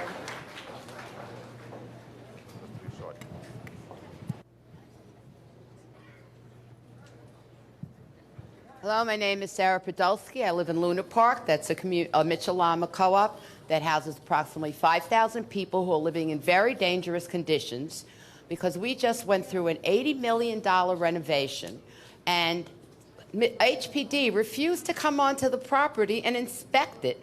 So now that we've done $80 million of work, we're told there's another $26 million because they never bothered to check the basements and the construction, the bases of all the buildings are about to fall apart. I asked them to come to inspect the place. I believe I sent the councilman pictures of what we lived like in a construction zone for like 12 years. Our carrying charges has been doubled in the last 10 years. They're asking for additional increases, and we can't reach the commissioner of HPD because we're not the board of directors. 5,000 people, many seniors. I complained about the dangers. I fell. I broke my shoulder. My friend fell, broke her elbow. People are falling. The place is a mess. And Rick. you guys don't want to come here. And I'd Okay. like to know why. Well, I don't know about when you say you guys, who you mean, so I'll speak for myself. Yeah, but we're just going to sort it out, Rick. So we're anti-bureaucratic at town hall meetings. We come up with solutions. Okay, Buildings Department, HPD, she's saying there is a safety problem from what she feels and fellow residents feel. We need to get over there and take a look at that. If there's a safety concern, we need to take a look at that. Separate from the questions about the financial issues, if there is a safety concern between HPD and Department Buildings, someone needs to get over there in the next few days and look. So you guys are going to work it out. They're coming to look at the building and see what's going on. They're going to follow. This is the commissioner. Look, you know, ma'am, I'm trying to help, and here's the commissioner. He's standing in front of you. Mr. Nussbaum's making his way over to you Mr. right now. Nussbaum We'll is happily who? One of my. He's my Brooklyn external affairs person. Okay. Who will talk to her about this very issue. Mr. Nussbaum, so between, I'm going to say it so everyone can hear it, between HPD and buildings, one of these agencies or both need to get over there in the next few days and look at the situation and find out what's going on, particularly if there's any safety concern. And Leiden, you will follow up for HPD. Yes. Okay, thank you. Thank you. All right, thank you. Please keep your questions short because we want to try to get to everyone. We have another 20 minutes left. First of all, I want to thank you for Almost everyone. hosting us here tonight. My concern that I want to speak about is regarding removal of New York City trees. I purchased my home a few years back, and I rebuilt the entire structure. I have a wife and 2 children, and one on the way, God willing. I have no driveway in a block where most homes have a driveway, and it's a constant burden that takes over our daily lives as we live in an area where there's a apartment building, a park, a public school, and a subway station within a 2-block radius. It's hard for my pregnant wife, who can't really do her daily duties as a mother because she refuses to leave in worrying about coming back and parking. I tried multiple times with the Parks Department to remove a tree in front of my home so I can apply for a curb cut and build the driveway we need. Keep in mind, because of adjacent neighbor's driveway, I wouldn't even be taking up a spot on the street because there's not really enough space. My pleas have fallen on deaf ears with the Parks Department, as the answer I've given is unless you're building a senior living center, you can't remove a tree. I understand and respect the city for trying to make the environment we live in a better place, which is why I offered to plant many trees elsewhere. I even asked to cut the curb in between the trees and was told I could not. I'm at a point of no return, and I'm pretty much ready to sell my house because we can't live in a populated area without parking. I just find it a shame that a young couple that spent their life savings building a home and raising property values is just basically turned away. I just wanted your thoughts on why the city has such restrictions on removing trees in residential areas, and if there's any plans to even relax some of these restrictions. Thank you. Thank you. It's a good question. Thank you very much. Look, I appreciate the question very much, and I can hear it's a heartfelt question. I'm sorry it's been tough for you because we want young couples to have a place to bring up their family in the city. We don't want it to be too difficult. I want to be honest with you about the rationale, and I think you indicated you appreciated the underlying idea. This is a city that if we were not so devoted to having parks and trees and all, this city wouldn't be livable. Literally the quality of our air, let alone the look and the feel of the place. The trees matter deeply. And a lot of people, I'm a homeowner too. I understand why people would love to open up their yards and put their cars there. I spent a lot of my life looking for a parking space in my neighborhood. I understand what a hassle it can be. But I think the problem would be if we let that happen everywhere, we would have a whole lot of blocks with no trees. And I don't think that's what we want environmentally or as a quality of life matter. Now, you raised an interesting question, which I don't know the answer to, and I'll see if Marty Marr does. If a homeowner is willing at their own expense to move the tree, and if the zoning doesn't disallow, and this could be city planning too, if someone says, I'm going to leave you with the same amount of tree in front of the house, but I want to move it to make a driveway space available, and there's no zoning that stops it, is that a conceivable option? It's not typically, Mr. Mayor. It depends on the age of the tree. Mature trees don't transplant very well, so they're pretty much going to die if you try to move them. So we'd have to look at the specific tree. If it's a sapling, newly planted, within the past year or two, that is a possibility. But if it's a mature tree or anything beyond 4 years, it's not going to survive transplanting. Okay. Can you have someone look at this homeowner's home and see if there's any creative option there? Yes. Do you have one of your people? You see him afterwards? We'll send someone So out. I don't know if we have an answer, but he's the head of the Parks Department for Brooklyn. He will come and look at it personally. Yeah, Thank you. we'll do an inspection. We can't make any promises. Thank you. Good evening, Mr. Mayor and Mr. Councilman. I'm a staff member at this school, and I have a question for the mayor. What are your plans for D75 students and staff? I heard you spoke about regular school, middle school, but I haven't heard anything about D75 student. The reason I'm asking that question, our students are special need kids, and then the bus company in the summer is so hot when we're loading these students. Sometimes we have to call them and ask them, and they told us if the child is not coded for AC, they cannot have AC. And sometimes it's 100 degrees outside, and we're putting these children that are on wheelchair, and then all of these children are fragile because they are medically they are fragile. And then what are your plans for these students? And also, tonight, our school, my beautiful principal and assistant principal, Ms. Cookbay, they went above and beyond to get this place ready. I didn't hear anyone say thank you to them. They said thank you to all organizations, yes, but nobody said thank you to my principal and my assistant principal who went above and beyond. Yesterday, she had a headache, Ms. Cookbay, right there. She had a bad headache. I had to ask her, did you eat? Because she was going around. We got you. Right? Where would the principal and the assistant principal please stand up so we can thank you? Thank you very much. We did not mean to give you a headache, and you should have been properly acknowledged in the beginning. I thank you for the great work you're doing. Is the Deputy Chancellor here? Come on over. So again, just want to emphasize on the classrooms for kids with special needs and for all kids, we're converting every classroom to having air conditioning. That is something we literally have put the money in the budget. That will be done over the next few years. Every classroom in New York City. On the question of the buses, I know I'm prefacing. You remember your English language arts? I was prefacing. Okay. So the buses, I know we cannot at this moment do it everywhere, but I think there's some situations where we've been able to. Why don't you speak to that? So we need to let us know which children are on very hot buses in the summer, and we will take care of it at our office. This school. No, not right now. She's going to follow up with I'm you. going to She's follow just up going to with explain it. the situation. I'll make sure I speak to Mr. Kettler about this. But it is a situation with the buses, and we'll make sure that we can get as many air-conditioned buses as we have. But that's not part of the budget. But thank you for your question. I'll follow up with your principal. Thank you. Thank you very much. Okay, so we get to Missy in the back, then we're going to start coming to this side. We'll get to you. We're going to be going till 10 o'clock, so plenty of time.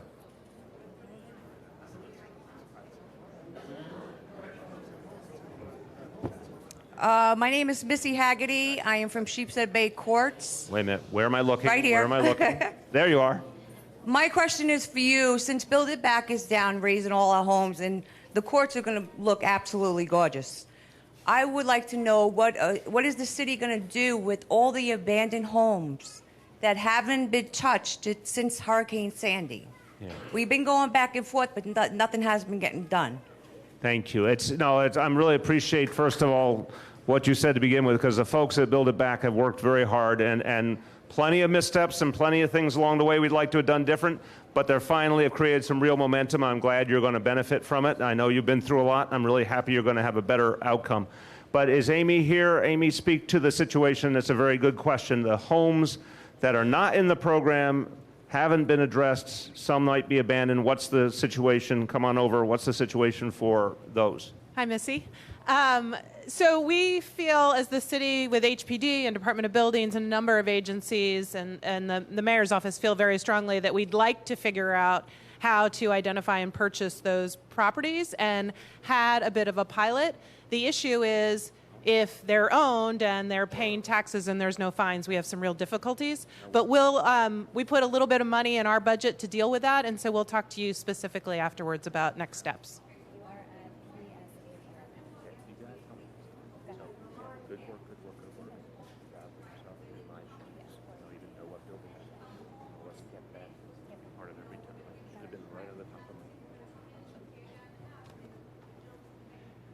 There's a lot of state legislation and a lot of different people working on it, so we'll talk about next steps. Okay, thank you very much. Okay, this little young lady here.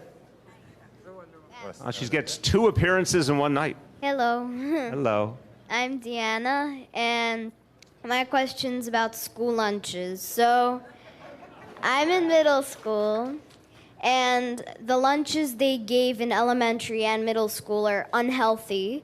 They give like hamburgers, all the hot dogs, all that stuff.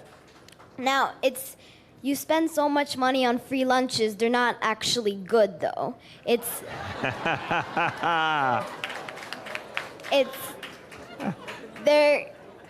First of all, they're unhealthy, they don't taste good, and yeah. So, like, can we have more healthy lunches, or at least some foods that like kids like that? Very good question. Yeah. Thank you, Deanna. Everybody get to know Deanna. She'll be council member one day.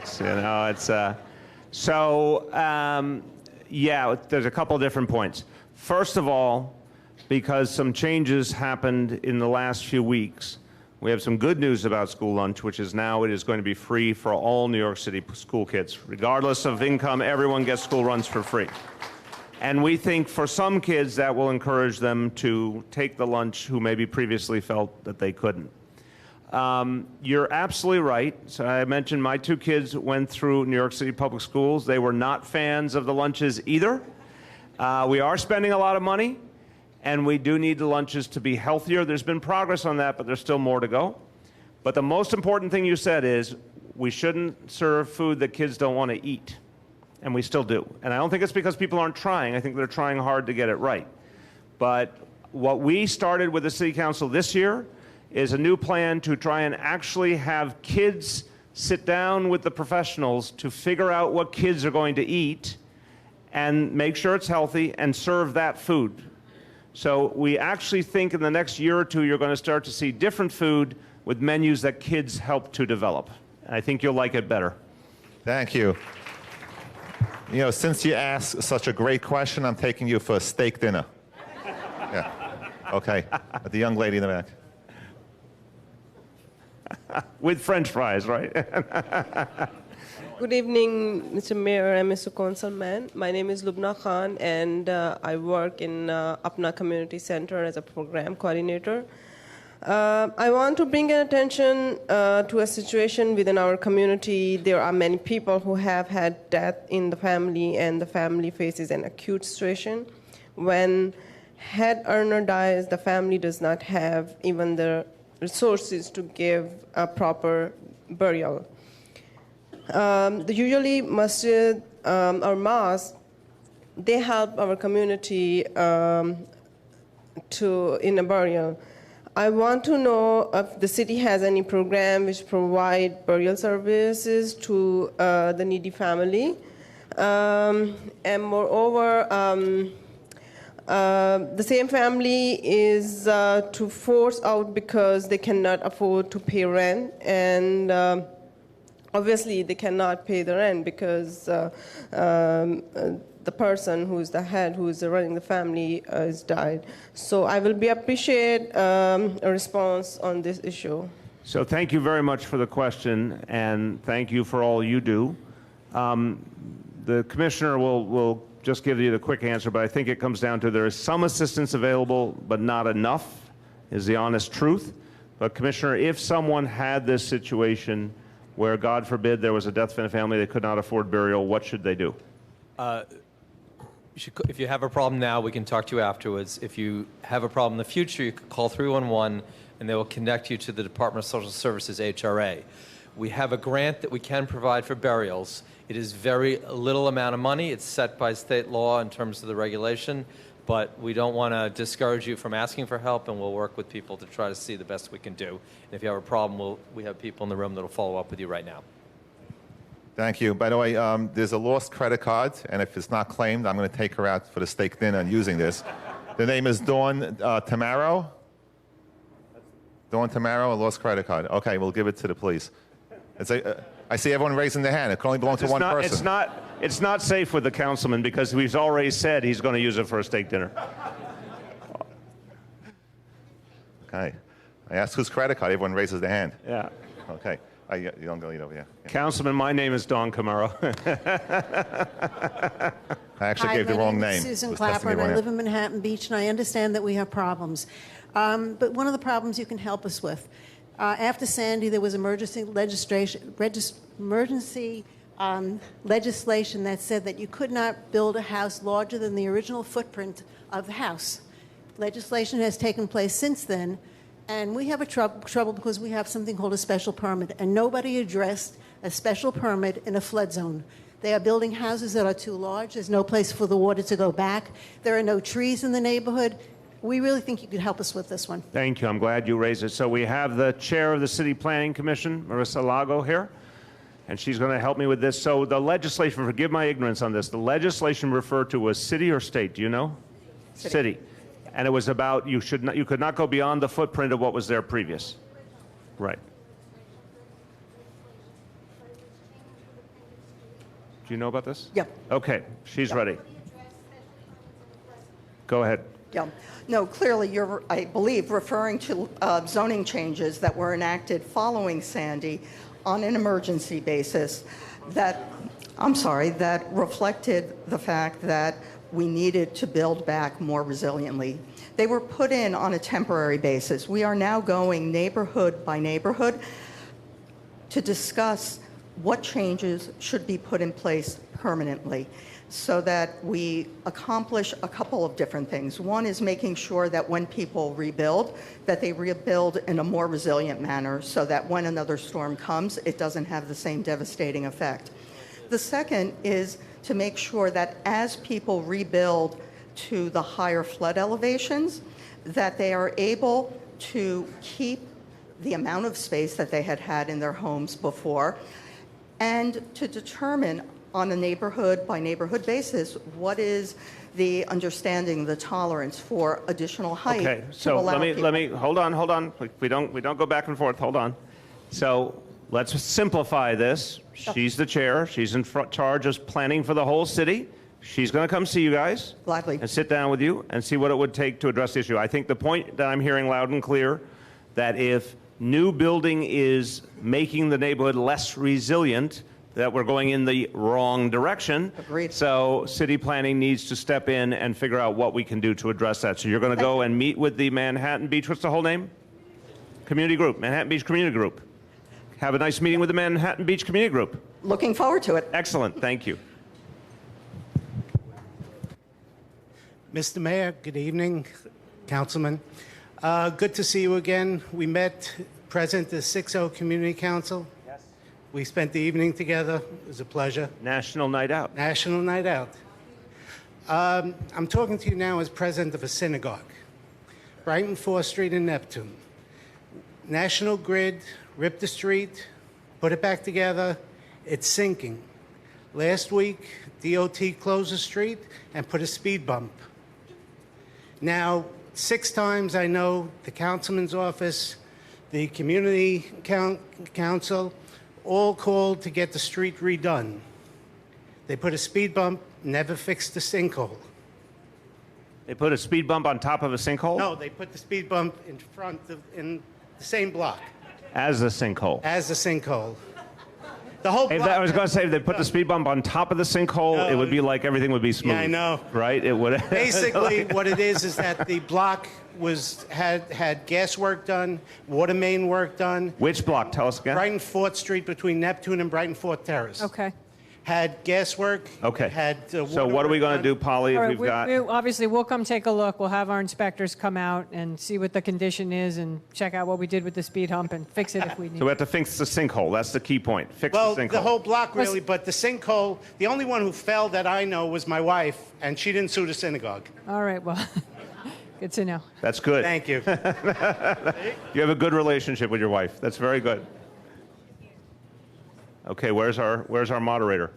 Okay. All right. Okay. Are you finished, Steve? Okay. You usually talk forever. Okay. Oh, yeah, okay. Hi, my name is Brendan Berry. I'm an employee of the city. I'm a mental health professional and work at Kings County Hospital and Behavioral Health. Hospital has had a reputation for a while, but happy to tell you things are getting a lot better. It's still a very risky job to have. At the beginning of the year, unfortunately, I sustained an injury there, took an elbow to the head, and put me out of work for a few months, and I couldn't even leave the apartment for a couple of months. Since I've been back, I've been battling with workers' comp. My understanding is this is a program that's supposed to keep the employees of the city safe. And first conversation I had with an examiner from the workers' comp board was, how long can I expect this to take? And the person said, well, you're never going to see your money. I said, what do you mean? She said, this is a black and white case. They're going to rule in your favor, but you're going to have to go to the mayor's office and demand that you get a paycheck. Okay, I don't know who said that. This does not make any first blush, and I don't know your case. That doesn't sound like someone was giving you the best information. But what can we do to help you? So I've had a lot of colleagues who have been out on disability because, again, it's a risky job. A lot of people get hurt. And I've spoken to friends who work for FDNY, friends who work for the police. But what do you need? Tell me what you need. What I need is the workers' comp system is broken, and people aren't being paid. Everyone across the board has told me, you're never going to get paid. People don't get paid through workers' comp. So how are the people who work for the city going to be protected when we're putting our lives on the line? Okay, so on this one, because I don't think any of the agencies here covers that, and Health and Hospitals per se is not here, or is here. Health and Hospitals is here, okay. I'm not familiar with the details of how workers' comp is done, but we need this situation looked into. But I'm just concerned about the jurisdiction. Who does workers' comp board answer to? It's the state board, but what I can do is follow up with the gentleman, and then we can liaison with our folks at the state to get this resolved. Okay, so you're going to follow up, and the state's involved in this too? Yes. Okay, so you're going to follow up to see if we can resolve this case, but I also think there's a structural issue here that we need to look at. So let's loop it in. Daniel, will you do follow up too with, let's loop this in with Deputy Mayor Palacio's office, and tell me your name, I'm sorry. John Jorenko. John Jorenko, New York City Health and Hospitals Vice President. Okay, so John will follow up. Daniel will follow up. We'll get Deputy Mayor Palacio in. Let's see if we can help you, but also figure out the structural problem. Thank you very much. Thank you. Let's once again thank 8011K and Principal Rose to give us use of the place. Please stand up, Principal Rose, who does an amazing job, and I work with 811K all year round. And So you didn't get the proper acknowledgement originally. Now you're getting 2 acknowledgments to make up for it. Okay. So we'll go to the back here. Okay, the young lady here. You want to say? Oh, never mind. Yeah. Okay, thank you. It's not- Good evening. We've been trying, this is for Department of Transportation. We've been trying for over 10 years to request a stop sign for the northbound traffic on Stewart Street and Avenue West. It is right in front of the main entrance for the Marine Park. It's highly used for families, and it's just steps away from the Marine Park Junior High School. You have 3 teachers at dismissal that are basically, they're in the middle of the street on Stewart, holding up stop signs, basically being human speed bumps to prevent the children from getting hit by cars. There's no light from Avenue U all the way to Fillmore. And if you want to make money for the city, you should hear the speeds of the cars that are going down Stewart Street at night without a camera. We were told we couldn't get a speed bump because there's a bus that goes down to pick up the children, and we understand that. But there's many other schools that are getting traffic lights. We've been asking for 10 years for a simple stop sign on Stewart and Avenue West, the northbound. Okay, we will come take a look, and I do want to just reference one of the challenges you mentioned about a speed camera program, because we have a program here in the city, but it's limited to 140 schools, and the cameras they can't issue tickets at night, so it is a real challenging. And we would like, we will let me just make this point, that we would like, and we're going to be working with Albany to get more cameras in more places, including longer hours. That's a fight that's coming up in the state legislature, and we need your help to get that done so we can give you one. But on the stop sign, I know there's all sorts of standards out there, but a school, how close is the place where you want the stop sign to the school? How close is it roughly? 30 feet. Okay. Help me, Polly. I know there's federal standards, all these wonderful, mysterious things. But if a school wants a stop sign 30 feet from a school, that seems like one of the easier ideas I've heard today. I know it seems very easy, and one of the challenges we have is when we look where we're putting stop signs and signals, we do some tests to see what the vehicle and the pedestrian traffic looks like, because we want to make sure if you put them in the wrong places, people will blow through them because they won't take them seriously. It's a little counterintuitive, but we'll come and look at your location, and we will see if we can put a stop sign in, or if there are other creative solutions we can come up with. Okay, and let me put a timeline on this because I'm very sympathetic to your request.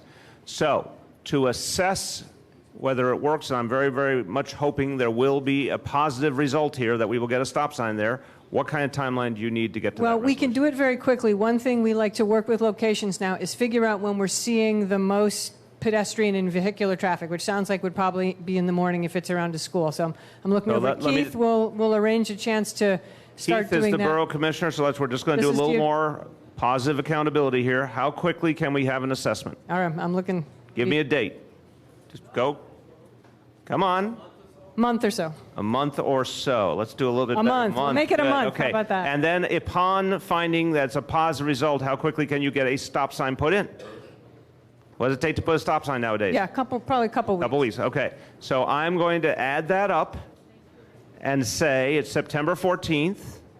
So I would like to see if this is a positive outcome, and I very much hope it will be a positive outcome, that there'll be a stop sign in there by the end of October. How's that for a deal? 6 weeks. Okay, so we're going to do the assessment, but if the assessment is positive, then I want it in place by the end of October. Okay? Thank you. Okay.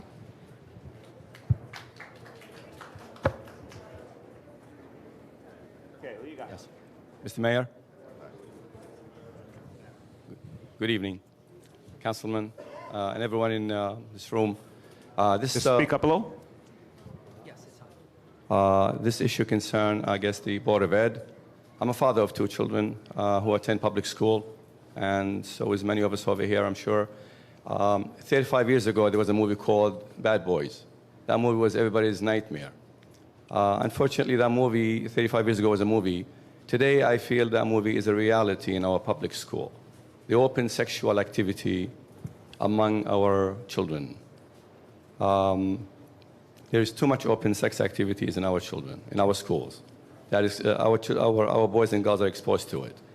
When I actually try to address this issue to the principals of the school where my boys go to, they told me you need to take that issue to the mayor himself. He's the only one that can actually do something about it. I don't think. Glad they have that confidence, but I think there's a lot more going on here than what a mayor can do. But let me hear your concern. Yeah, I mean, I walk into school, and sadly, that what I have seen in the lunchroom is something is beyond my imagination. You know, when you see two of the same sex almost doing what they're doing in front of all the kids on a lunch table, and you take that issue to the principal and to whoever's in charge in the school, and they tell you there's nothing we can do about it.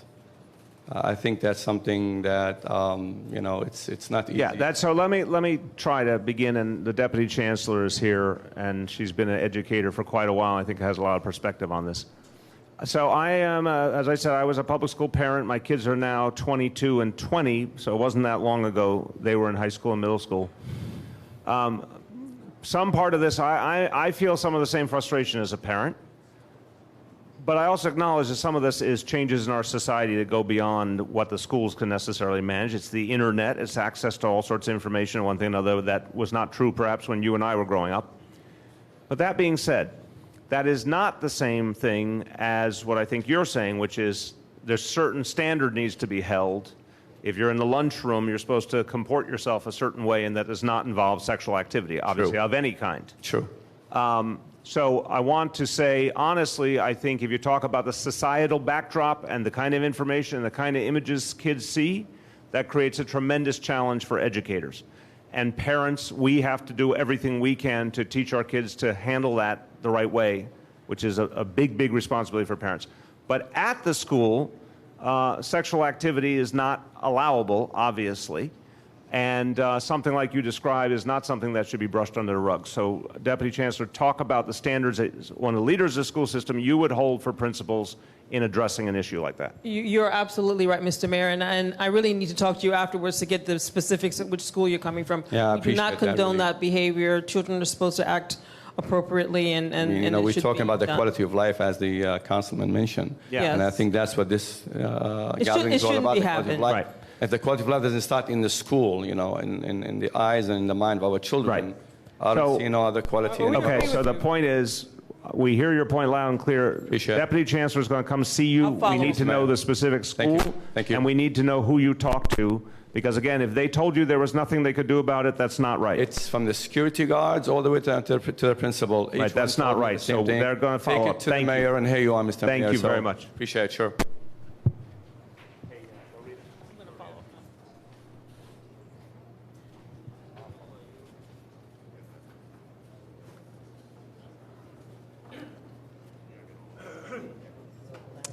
My name's Anna Rosenberg, and I represent the Committee to Save Sheepshead Bay.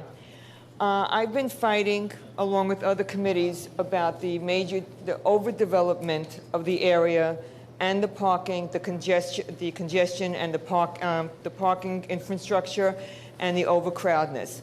I don't know how that's happening, and I really want that to stop. But my concern now, with all the development, is I don't see any new schools, talk about schools and everything else, I don't see any new schools being built to coincide with the increasing population that's going on.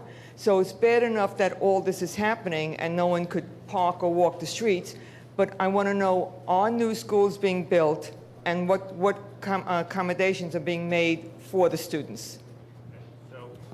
School Construction Authority here. And so and I don't know, this may intersect with city planning too. The question, I have this concern all over the city. How are we monitoring new development to understand how many more students are going to be going to our schools, and to look at it compared to the current population in the schools, and to make sure that our current schools can handle those new kids, or to have a plan to expand? So I want you to talk about this situation, but talk also more broadly so people can understand, if a community is having a certain amount of new development, how do you guys decide what that means in terms of school space? Sure. So first thing, we do have funding in Closer to this your mouth. part of District 22. So we do recognize an existing need. With respect to how we plan for the future, we work with our colleagues at City Planning, Department of Buildings, and HPD to get up-to-date information about new housing starts. So when somebody pulls a permit for new construction, that's information we get, Every single year, we take that information and include it with our student enrollment projections and update our capital plan annually so we can monitor trends in neighborhoods to see where there is growth and where the city needs to respond to and where we at the SCA have to put our resources. So what is, go back on the previous point, so what do you have coming up in Sheepshead Bay? So for this part of District 22, we have 456 seats funded, and we anticipate to move forward with a project in the very near future. So you have, just to make sure we're saying this in an accessible way, you have enough funding in the city budget to create new school seats in this part of the community for 456 kids. That is correct. Okay, good. So she'll follow up so you'll know how that's going to play out, but that is being worked on now. Right, I would like to know too. I think we will, we'll think about sharing it with you too, Councilman. Okay, your son, man, Steve. Mr. Mayor. Take the mic. Thank you for coming. My name is Stephen Epstein, and I'm block president of East 26th Street, Block Association Avenue O. We've been trying for at least 8 months to get a sign restored, which would say no standing anytime with specific hours, to replace a defective sign that was installed in January. Through the councilman's office and my friend Jack, promises have been made by the Department of Transportation. Nothing has happened. Saying one sign? One sign. Like on a street, one sign. The pole is there. We want a replacement sign, and I'll bring you a one. custom-made sign. Custom-made. There's one at the It can't be corner that of hard. Avenue O in Bedford. We want one at East 26th Street and Avenue O. Somebody from the department came down a couple weeks ago and said, yes, you should have it.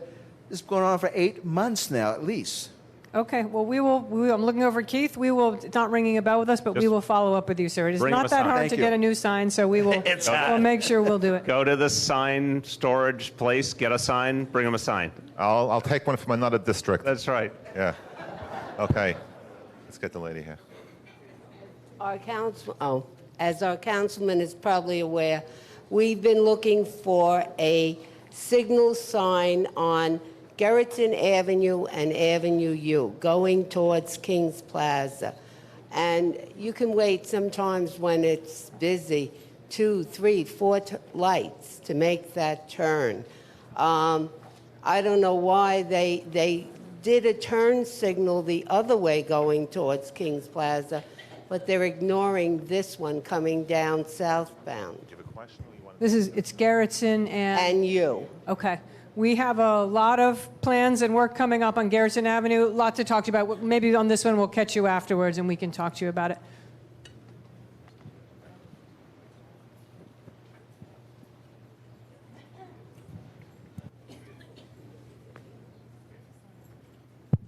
You can stand up if you want. Hi, how are you? My name is Mindy Lowy. I live in East 24, where the average tax is $10,000 a year. I can complain, but I know Chaim can't complain because he lives in my neighborhood. But the check valves, we thank you for offering that. I think the check valves are just a Band-Aid on something that needs surgery. The whole sewer system has to be reconstructed. Every time there's a rain, if I'm at work, I'm busy calling the sitter. How's my house doing? How's the basement doing? Something needs to be done. Give me exactly where? East 24, between Avenue L and M. Okay, so so the councilman has raised this concern. So here's what we have so far. Give the update on what we've got now. Yeah, so on Avenue L in the 20s, there are certain blocks that don't have New York City sewers. They have old private sewers, some that date back to the 1920s. And the mayor's committed $4 million to put new sewers in those areas. It costs $1 billion to fix. Hold on. With all due respect to whoever said that, this is the commissioner for the Department of Environmental Protection. I think he actually knows what it costs to fix his own sewers. So we will put in the funding to put city sewers there. Now, but there's still other things we have to work out, right? That's right. I mean, there are other issues as well. The connections from your homes off of the old private sewers, some of them are in backyards, to the city sewer. We have to work out some of those details as well. There are other areas besides yours, obviously, that sewer work needs to get done. And DEP's capital budget this year is actually close to $3 billion for all water and wastewater work. So we are doing a lot of work citywide. Okay, but the bottom line is for your immediate area, we will put in city sewers and the city I will pay appreciate for it. it. Thank you so much. Thank you. Okay, the young lady. Hi, Mr. Mayor. I really enjoy your Ask the Mayor segment with Brian Lair on thank Fridays, you. and I hope you come back after I your will be re-election and resuming if the continue. people choose me. I'm sure they will.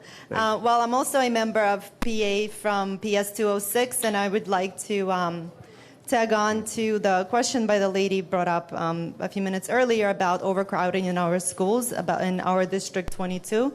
In general, our school, we went from 1,200 kids to 1,600 kids in a couple of years, and with all of the new development, as she mentioned, it's very concerning to us because I have two small children, kindergarten and first grade, and there are a lot of young families in our community who are going to move into the new developments as well. So what we need, and there's currently rezoning by CDEC of 4 schools in our districts. However, it's like putting a Band-Aid on a bigger problem because some schools are at 140% capacity. So just moving a few seats around is not going to solve it for the next couple of years. So what we need is we need a new school. There are issues with coming up with property to actually build the school. So if you could elaborate on the plans, you said that there are over 400 seats available now, but it's not enough. Now, I want to know exactly where your school is PS 206. and where physically is It's on Gravesend, 2200 Gravesend Neck Road. Okay. Do you know what you have coming to that area? I know we have 456 seats funded in the sub-district that school is in. Okay. And I anticipate that we will be moving forward with a project shortly. Okay. So help is on the way. And when she says it's funded, it means it is in the city budget, the money's devoted, it's there, it's good. So it's coming to you guys soon. Wonderful. Thank you so much. Thank you. Thank you. Okay. Good evening and assalamu alaikum everyone. My name is Iram Hanif. I am a program director at Apna Brooklyn Community Center. First of all, I'd like to thank you, Mr. Mayor, and our great Councilman Chaim Deutsch for giving us the opportunity to voice our concerns here. No doubt we are blessed to have a best councilman. Give a big round of applause for Councilman Chaim Deutsch. And congratulations for his another great victory. And congratulations to Mr. Mayor as well. And I would like to bring your attention towards one of concern which many Muslim women are facing nowadays is basically that Muslim women are encountering challenges due to domestic violence and family violence. And they are having hard time in going to the shelter houses because of many different barriers. One of the most important is because of the language, because of the cultural restrictions, and because of the dietary needs, and because they do not have the adequate prayer spaces available in these shelter houses. And because of all these reasons, many women are living the life which they does not want to live, and they end up living the life with the same violent husbands and with the same violent family members. So my request and my question to Mr. Mayor, you and to the Councilman Chaim Deutsch is that how the city can help all these Muslim women, and is there a possibility city can help us in making a shelter house for Muslim women? Thank you. Thank you.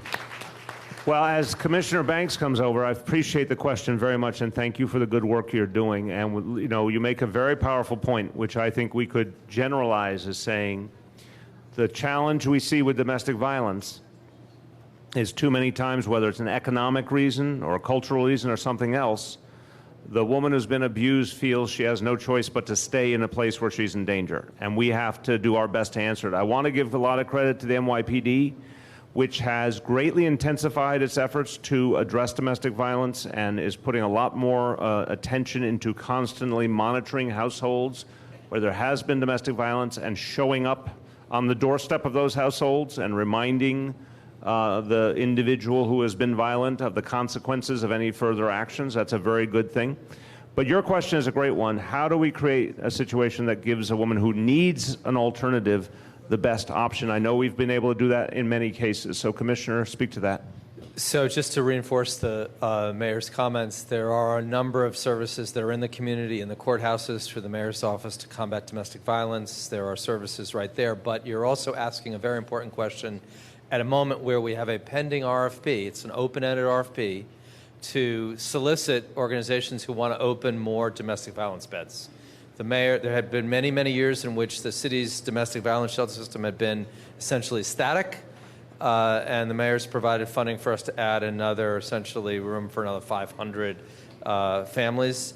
And we currently have a pending RFP. We've given awards for some of those beds. We've got another almost 400 beds. And so if there's a community group or your group or whoever you would identify that wants to go on to the city procurement website, we can have someone explain to you how to do that. And we would welcome proposals. So it's a great question, great moment.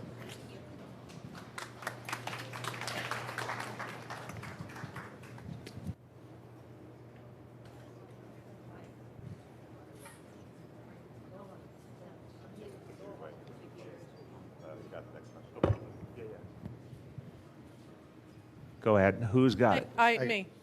There you are, way back Hi. there. Yeah. Mayor, I didn't have the office phone number to call you guys, so I had to come here today. Unfortunately, the problem I have isn't in Mr. Deutsch's district. We border his. We're on Gerritsen Avenue and Gerritsen Beach, but we're having some DOT issues. 2005, between the 70s and 2005, we had one accident on the avenue that unfortunately resulted in a fatality. 2005, the DOT came in and changed the lines on the street, resulting in 3 fatalities. They came back in 2009, and did this again. We had 2 serious pedestrian injuries, a severe bike accident, and 1 fatality.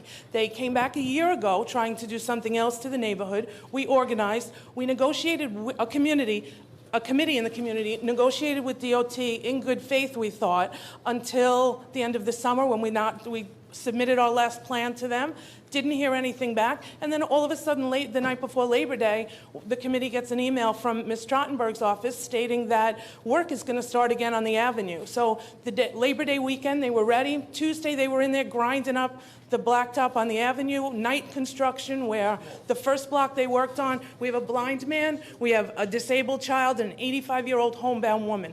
No concern or consideration was given to the community first. They came in and started this work. Like I said, we thought we were working on good faith, and they went back on what they said. We haven't heard from them other than to say, your plan is done, we're doing what we want, and we really don't think that that's fair. We want to know why the DOT dragged us along for a year, had us submit plans like this, and then decided to do what they wanted anyway. Okay. So, let me start before turning to the commissioner. So, look, what I want to see from an agency is if they sit down with people, they're just very upfront, want to hear what you have to say, see what it means, see if it affects the plans. If there's something you say that they can't do or they think is wrong, they just look you in the eye and say, we heard your concern, we just don't agree, it's not something we can do. I like that kind of very open give and take.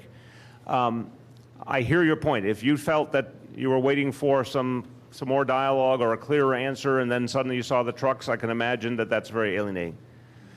The challenge for us is when we're trying to think about safety, and I appreciate what you said. If once upon a time there weren't accidents and there were accidents and you think, well, is that because of the changes that were made? I can understand that's very frustrating. But our experience in a lot of places has been the exact opposite, that what was there before, I can't speak to your exact street, but I'm making the bigger point. This is why Vision Zero became such a big thing. A lot of intersections were really, really dangerous. A lot of things, if they had been left the way they were, we would have lost lives and had a lot of injuries. So we've been going, Queens Boulevard is the best example in the world. We made a lot of changes. Thank God there have not been any fatalities in the last few years. So I just want to start by saying we do believe there's a lot of streets in New York City that have to be shaped differently for safety. Now, that's a different question than if the process and the dialogue was as good as it should have been. well, I think, just let me finish one second. I think for the commissioner, I want to hear you finish, but then the commissioner is going to speak to why they came to the conclusions they came to, and if there's any outstanding issues that could be worked through the community, what those are. But finish what you were saying. The street I'm talking about is nothing like Queens Boulevard. Right. I'm talking about a dead-end street, Gerritsen Avenue, the end of Gerritsen, not where the school is having issues, not where they want whatever signs on Avenue U in Gerritsen. This is from Gerritsen and Avenue U all the way down to the dead end. We were devastated in Sandy. We had 8 feet of water in our neighborhood. Okay, cars float. And if cars are going to float where they're going to put concrete medians, we're going to be stuck there. They want to put concrete medians in and reduce our traffic lanes to 1 lane in each direction. Doing that will not allow fire department in there, the police department. It won't allow ambulances access. Okay, let me just speak to, I'll let Chaim in here too, but the reason I said Queens Boulevard was not that I thought it was the same exact situation. What I said, I used it as an example. There are many, many streets around the city that the condition they were in was making them less safe, and that making the changes we've made has made them more safe. And this is a matter of fact, because we see the number of fatalities and injuries, and they've been going steadily down as we've redesigned streets. So that doesn't speak to every detail of your situation. I'm just trying to give you the backdrop of why, in a lot of cases, sometimes communities are concerned about the change, but we do believe we've found real changes that work across the whole city. Now, I know you're not in the council member's district, but we will... We're political okay, but orphans. let her give a big answer, a major piece, and then you'll go speak. Right, and I'll thank you for the question. And there's no question that Gerritsen Avenue over many years has been one of the most challenging roadways in Brooklyn, because it's not Queens Boulevard, but it is 60 feet wide, which is an unnaturally wide width given the... I'm sorry, I'd like to get to my district. If you could go well, offline. I will happy, afterwards, Thank I'm you. happy, all the Gerritsen Avenue folks, I will come and talk to you afterwards for sure. Good evening, Mr. Mayor. Talking to Mike. Good evening, Mr. Mayor. Thank you for coming this evening.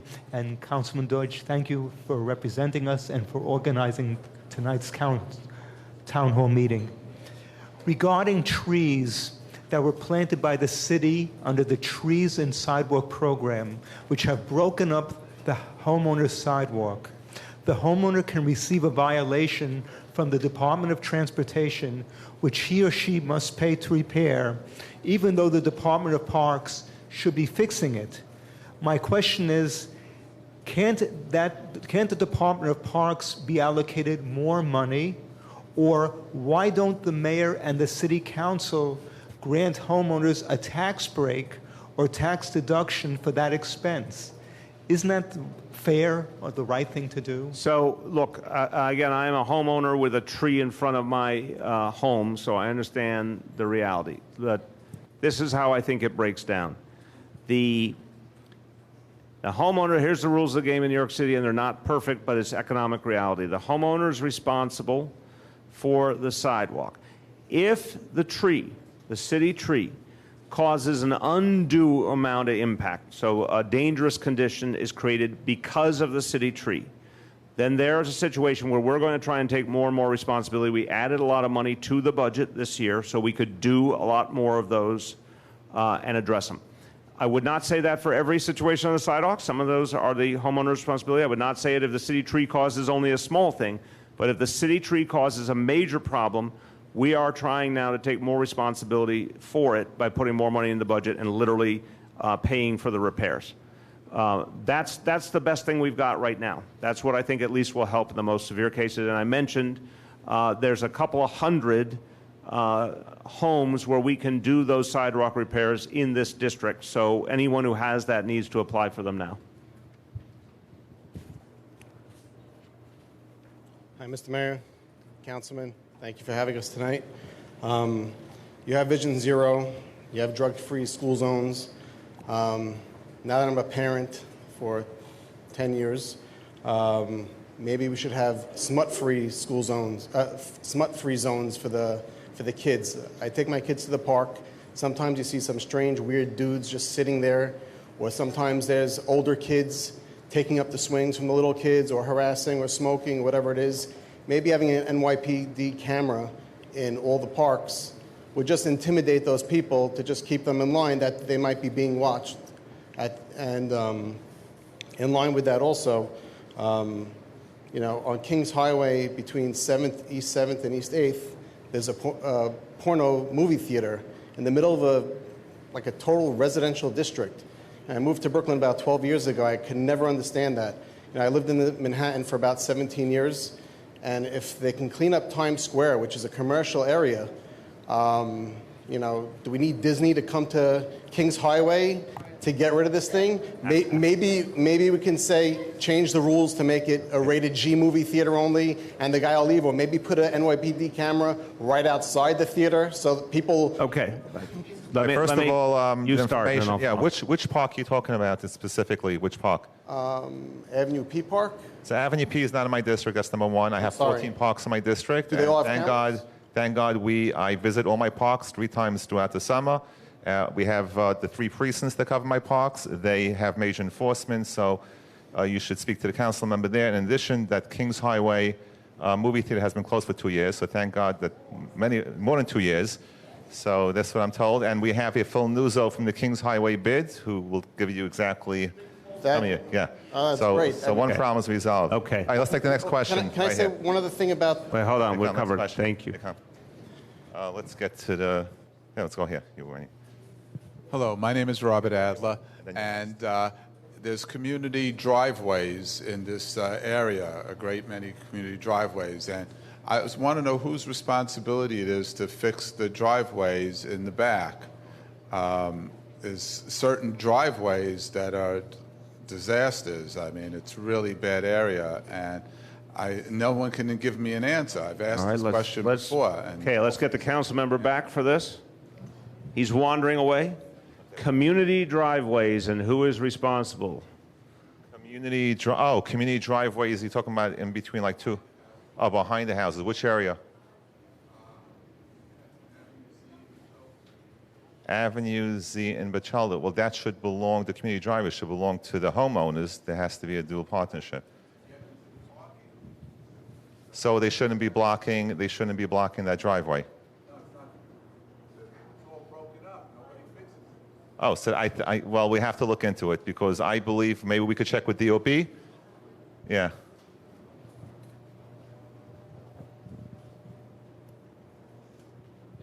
Councilmember, that's likely a homeowner's deed restriction, so that's in common ownership. It's not something that we would, at the Department of Buildings, would write a violation for. That would be an issue. That's a civil matter between all of the owners. It would be.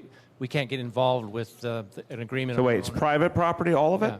Well, we have to check the address. We should check the address. I mean, we'll gladly check it, but I'm okay. That's typically what we find. Okay. Well, he will follow up. Yeah. You'll follow up. Rick, your team's going to follow up? Absolutely. See him after, we'll be right please. over.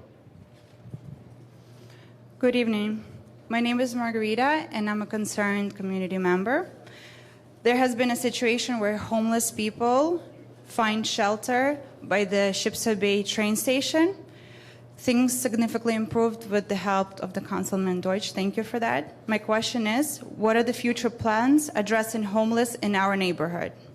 Thank you very much. It's a simple answer. This councilman's done an exceptional job working with our Department of Social Services to direct this Homestead initiative. These are the outreach workers. The organization Breaking Ground has been involved that are very, very good at convincing people on the streets to come in off the streets and stay off the streets.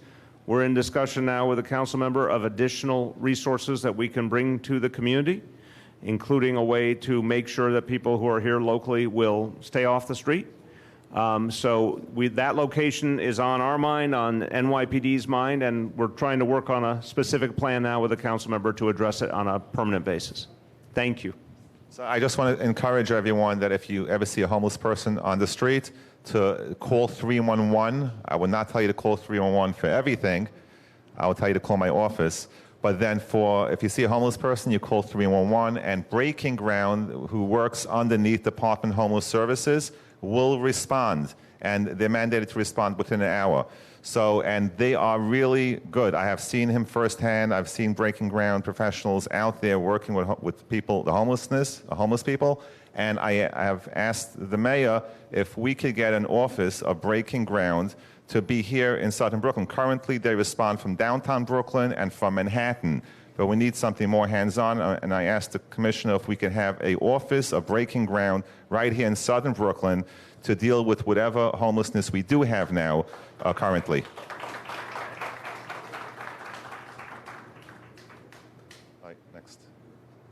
The lady over here, right here. Good evening, Mayor. We've waited a long time for this. I saw you on Saturday, my Sabbath at church, and we welcomed you, and we welcome you back sometime in the future when you have a chance. But this is about two quick issues. I'm going to sum up my daughter's issue. I'm sorry, I got to do one per person. Okay. Who's your most important one? You can see anybody else afterwards? I'm a teacher, she's a student, and Okay. it goes together.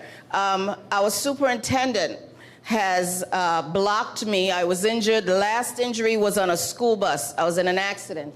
I have anterior cervical. This is just a personnel issue, because I want to just keep it simple for everyone. We've spoken to the chancellor, panel for education policy committee meeting, and my daughter being blocked from going to public school because of her EOE issue and her food allergy. She cannot be around fish. Okay. There are lots of kids who it's on the rise. Let me have the You Deputy know- Chancellor speak to us. On anything personal, individual, I want the Deputy Chancellor to speak to you on anything that's a personnel matter. But on the allergy issue, that's a very real issue and something we're trying to do more and more to address in our Well, all in our it schools. takes, my daughter assessed into a school. She took an exam, got accepted in the top school in a certain district, and she was barred from going to that school. The minute the principal found out, all he needed to do was put the warning signs. Why is it some of the affluent schools could do that for students, put no peanuts, no whatever, but they cannot do it in some of our neighborhoods. It's That is something, the let me problem. stop. We're not going to do any more back and forth, okay? We don't do that here. So I hear your point. On the personal individual matters, I'll the follow Deputy up. Chancellor is going to talk to you right now. On the broader issue, I agree with you 100%. Any child who needs those kind of warning signs, it should be equal opportunity. Doesn't matter what kind of school, what neighborhood. That's something we believe in, and the Deputy Chancellor will also follow up to make sure that all schools are reminded that those signs should be put in place for any child who needs them. Thank you. Mr. Mayor, a citywide issue. After Sandy's devastation of flooding, I read in the paper that they were looking into something for movable dikes in the harbor, something that worked in Scandinavia, apparently. Has anything else come? That's the same point. It's a very good point. It's the same point I was making earlier related to Manhattan Beach. There is such a possibility. It's a big, expensive project, many billions of dollars. It would take the Army Corps engineer. It's not something the City of New York could do.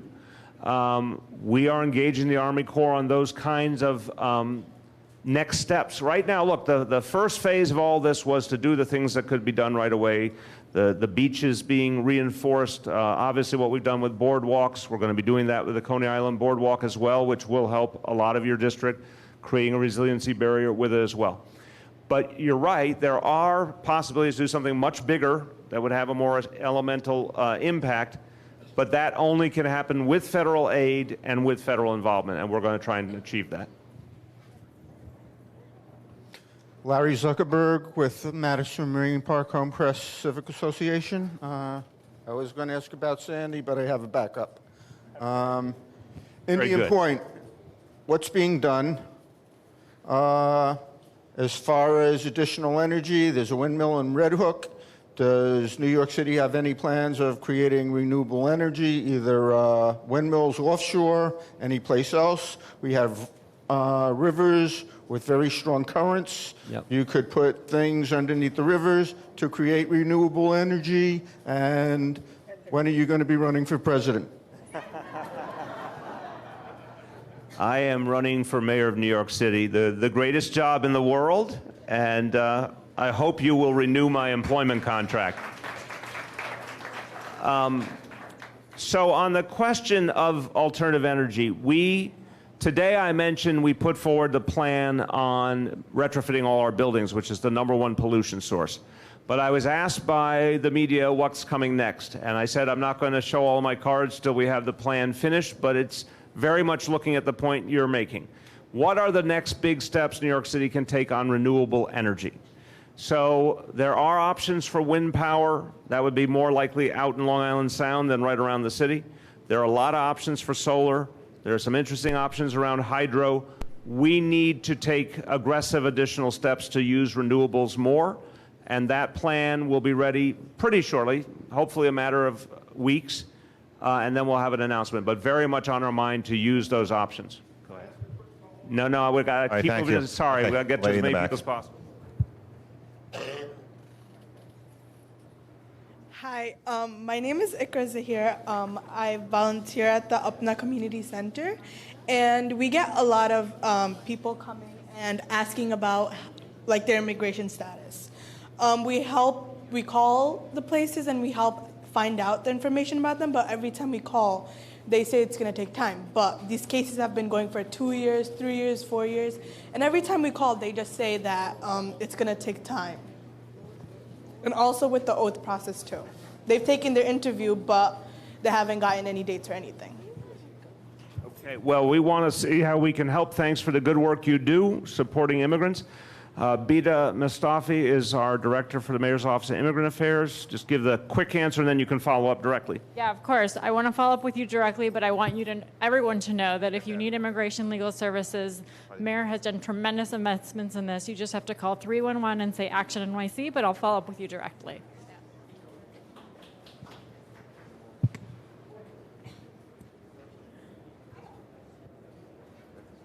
Just thought of it. Can I stand up?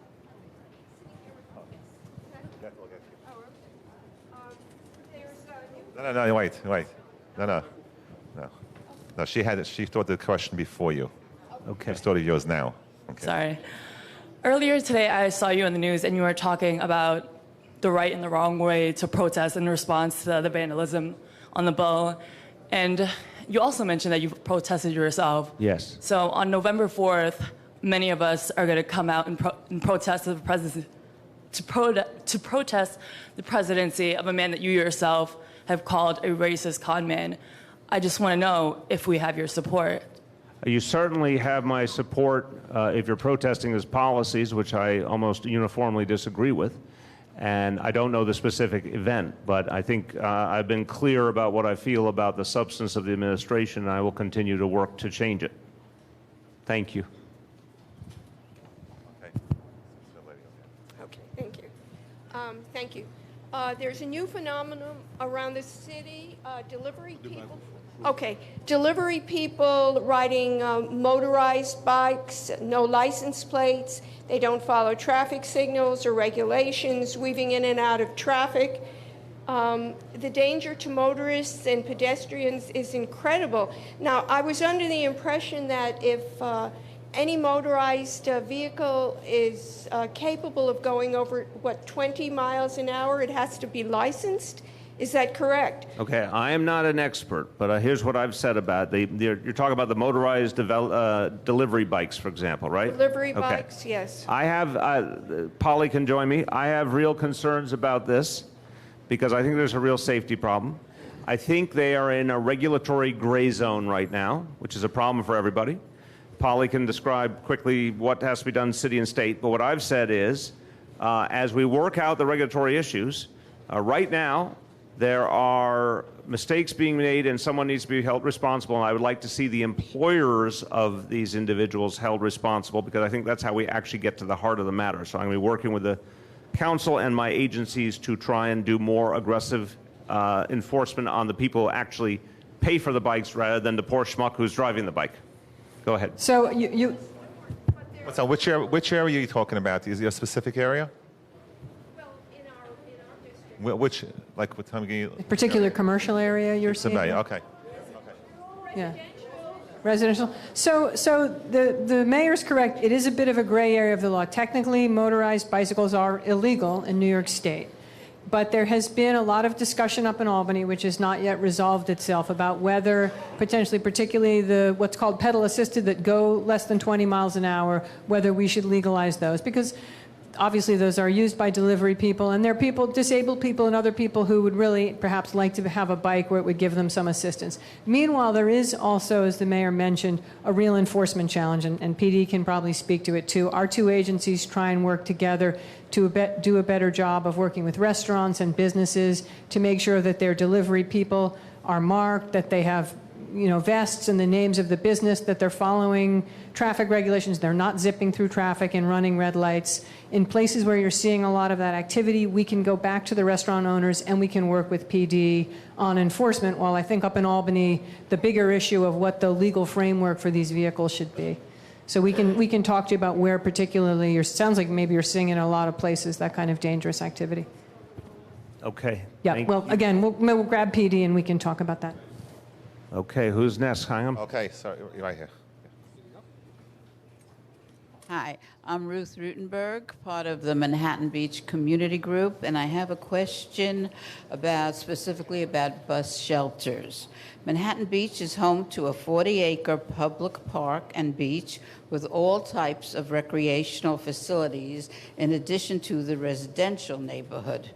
We don't understand why there are no bus shelters in the north side of Oriental Boulevard. Summer storms clear the beach in minutes, and winter's cold slush and snow with winds that come northward from the ocean make waiting for public transportation more difficult. Young and old and everyone in between can be seen waiting in all kinds of weather all year. There are no bus shelters on Oriental Boulevard where there could be some relief for the many people who use the bus to leave the community. We need the shelters only on the north side of Oriental Boulevard, and only 5 are necessary. Councilman Deutsch has been championing this cause. Please help him to help us. Thank you for the excellent question. So I don't know how many shelters we need. How many shelters are we talking about here? Do you know? You have about 5 shelters, and this is right by the waterfront area. So in the winter, it gets very windy, and with the snow and everything. Okay. I will answer with a reminder to everyone that although the state of New York runs the MTA, we are in a position to be helpful on the shelters. That's something we can do independent enough of the MTA. Fair enough? Okay. 5 shelters. We will pay for 5 shelters for you. You got it. Thank you. Okay. Here you go. Okay. Chaim, 15 minutes left. 15 minutes left. Good. 15, yeah. Let's try and get as many questions as we can in the next 15 minutes. Well, I'm very glad I got in under the deadline. It's very nice to meet you both. Well, of course I know Chaim, but it's very nice to see you. My name is Marilyn Shernan. I am from the Manhattan Beach Community Group. I'd like to tell you how much I appreciate your Vision Zero plan for stopping speeding. Thank you. We know that it's worked in many, many areas, but we don't feel that it's working in Manhattan Beach. We have long stretches of roadway, we have few traffic lights, no stop signs, no speed reduction mechanisms. There's a lot of crossing solid traffic lines. Automobiles go in driving.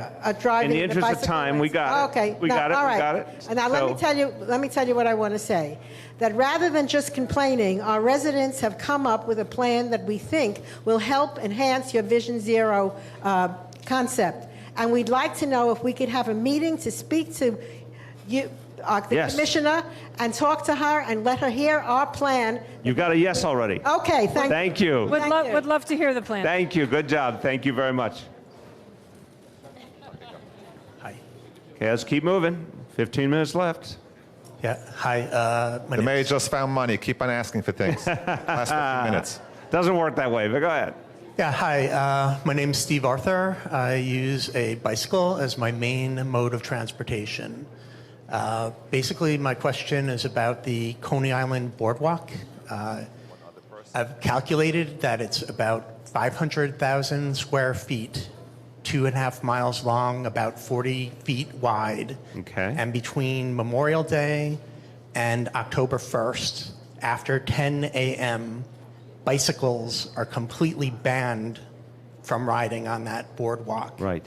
So to me, I'm wondering why that is. It seems like a sad commentary on our society that we can't figure out a way to share that space, as well as in other situations. To me, that is seems discrimination and stereotyping one group, when one group is blamed for all the problems. Okay, so I understand the point. I don't think anyone intends any of that. I think it's a simpler question about the volume of people and what can be done safely. There are certainly places where we successfully have bike lanes coexist with pedestrian areas. There's other places where we have problems with that. So, Marty, obviously, if we could have more of the two coexisting, that's the optimum. What is our thinking currently about the Coney Island Boardwalk? Good news, effective this October.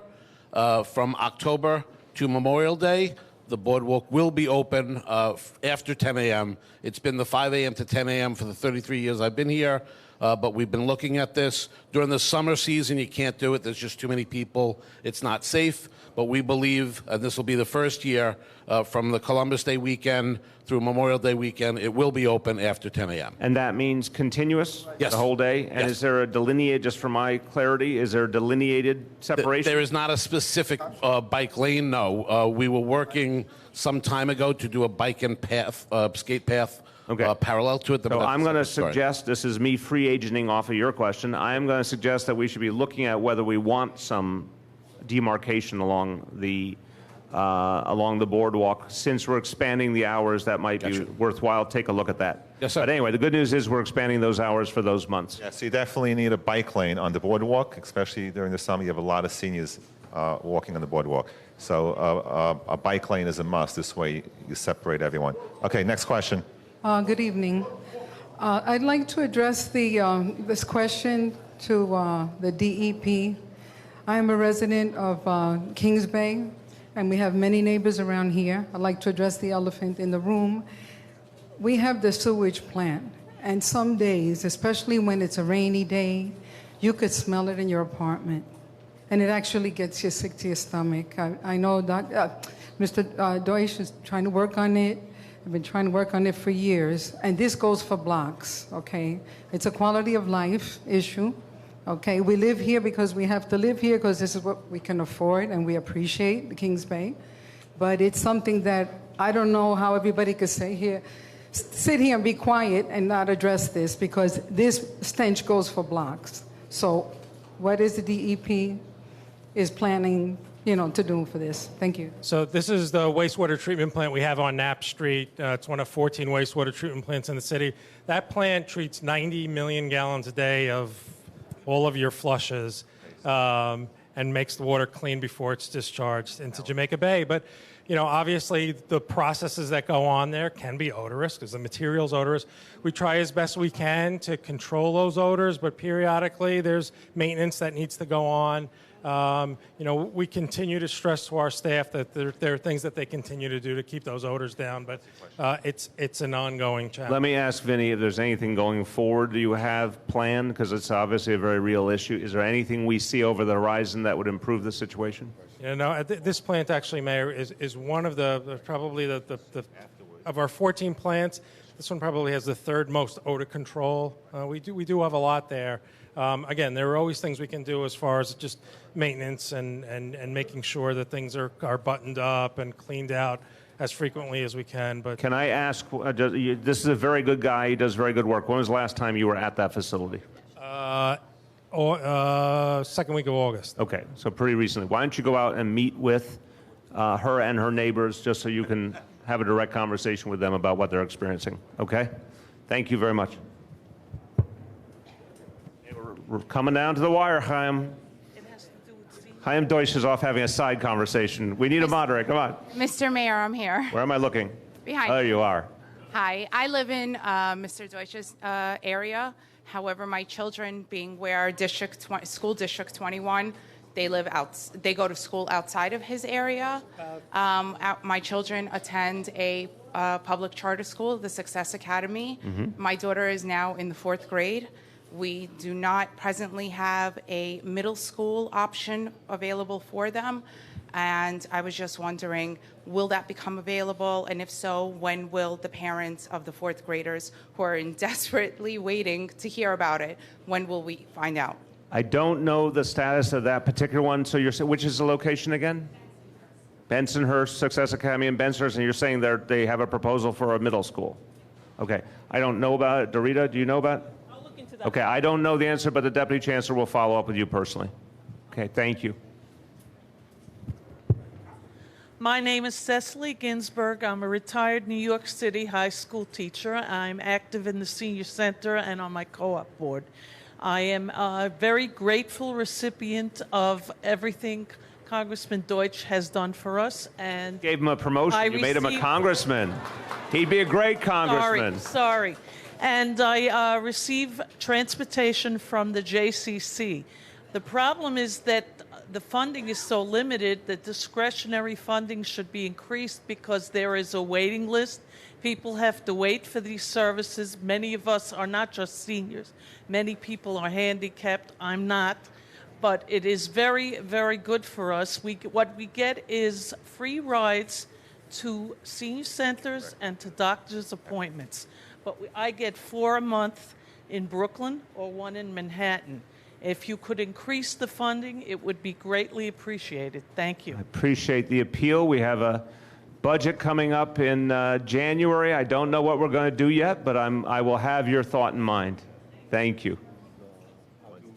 Okay, 5 minutes left now. We're in the final 5 minutes. Yes, sir. Mr. Mayor, we last had the man cannot live by bread alone. Yes. The New York Philharmonic was in Marine Park in 1988. The opera was in 2006. I would like you to see if there's anything you can do with the Cultural Affairs Department and the Marine Park Alliance to bring more culture to our society in this difficult world that we live in. Thank you. Nicely said. Thank you very much. That was a very excellent statement. And we are trying to increase the amount of funding in our cultural budget for outer borough activities like that, to have concerts and other things available more spread out all over the outer boroughs. So I appreciate the point very much. So I think after this question, I think we got to everyone who raised their hand. This young couple over there wants to know about the boardwalk, if it's going to be landmarked, and it was already announced at the last town hall meeting. So the boardwalk will be Yes, the landmarked? boardwalk, we're still trying to determine what version of landmarking, but it will be landmarked for sure. Okay, so we have another question here. No, so that's its own separate discussion, but there will be a landmarking process for the boardwalk. I don't know all the nuances around the materials. That's going to be a separate discussion. Okay, what do you got? Mayor de Blasio and Councilman, thank you for being here. I work here at 811K. I'm a seasoned veteran teacher here. My question is this. I've been here 22 years, 19 years here at the school. Anyone? Grew up in the neighborhood. We had parking. What's your concern? We had parking here all this time. About 10 years ago, for some strange reason, they took away the parking on this block for the teachers. And they took away our parking permits, and they put parking meters there. And we have to run out and ask permission, because we don't want to do theft of services, to put money in the meters. Is there any way that we can restore parking for our teachers so that we can continue to be proficient like we are? Thank you. And so the Deputy Chancellor will make sure that that is looked at. Look, in general, because of what's happened in the city, the growth of the city, the extraordinary demand for parking, which wasn't true even 20, 30 years ago. The number of cars in the city was a lot less. The number of people was a lot less. So generally speaking, we're not in a position to take places that are now meter parking and turn them into restricted parking. That's generally not the case. There are some exceptions if we think there's a particular hardship. So the Deputy Chancellor will follow up with you. Thank you. 2 more. Thank you. We got someone? You have 2 more. If you don't have 2 more, we won't do 2 more. No, okay. Oh, right here. Eves. Yes. Good evening, Mayor. Good evening, Councilman. Thank you for being here tonight, and I appreciate the moment that you have spent here. Thank you. My name is Yves Etienne, and I'm the president of the 61st Precinct Community Council. My question is, I know that you have been applaud the NYPD members, police. You give them great recognition. You like what they're doing and everything else. But who determines for them to receive a salary raise? Did you put him up to this? Is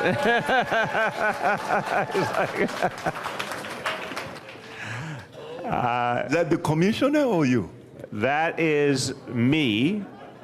So thank you. No, we're not going back and forth. Thank you very much. Thank you for advocating for our men and women in uniform. I commend you. I will only remind you that everyone who is unionized within the NYPD, so that's the patrol officers, detectives, sergeants, lieutenants, captains, none of them had a contract when I became mayor and had been waiting quite a while. I'm pleased to say that we reached contract agreements with all of them that gave them back pay and upgrades in pay. I know everyone would be open to more pay. I really think that they'd be very open to it. But I'm proud that we've made progress compared to what we found when we got here, and we'll be looking to see how we can be helpful going forward. I think we have time for one more. Yeah, we have one more. I actually had a question, but that was the same question he just asked. Okay, so let's go to, we'll end off the evening with Principal Rose. I think she has a question. Okay, I don't have a question. I just want to thank everyone for coming out. I've not seen anything to this magnitude ever in terms of a political event being so supported. So that speaks to the mayor as well as councilman who is family to my school. I have so much technology. My kids receive so much services because of the supports that are being poured into my program. So thank you so much. And again, I'm just flabbergasted by the amount of people who came out and really supported. So thank you. Once again, I want to thank everyone for coming and staying, most importantly, and all the commissioners, all the agencies for coming out here. Thank you very much.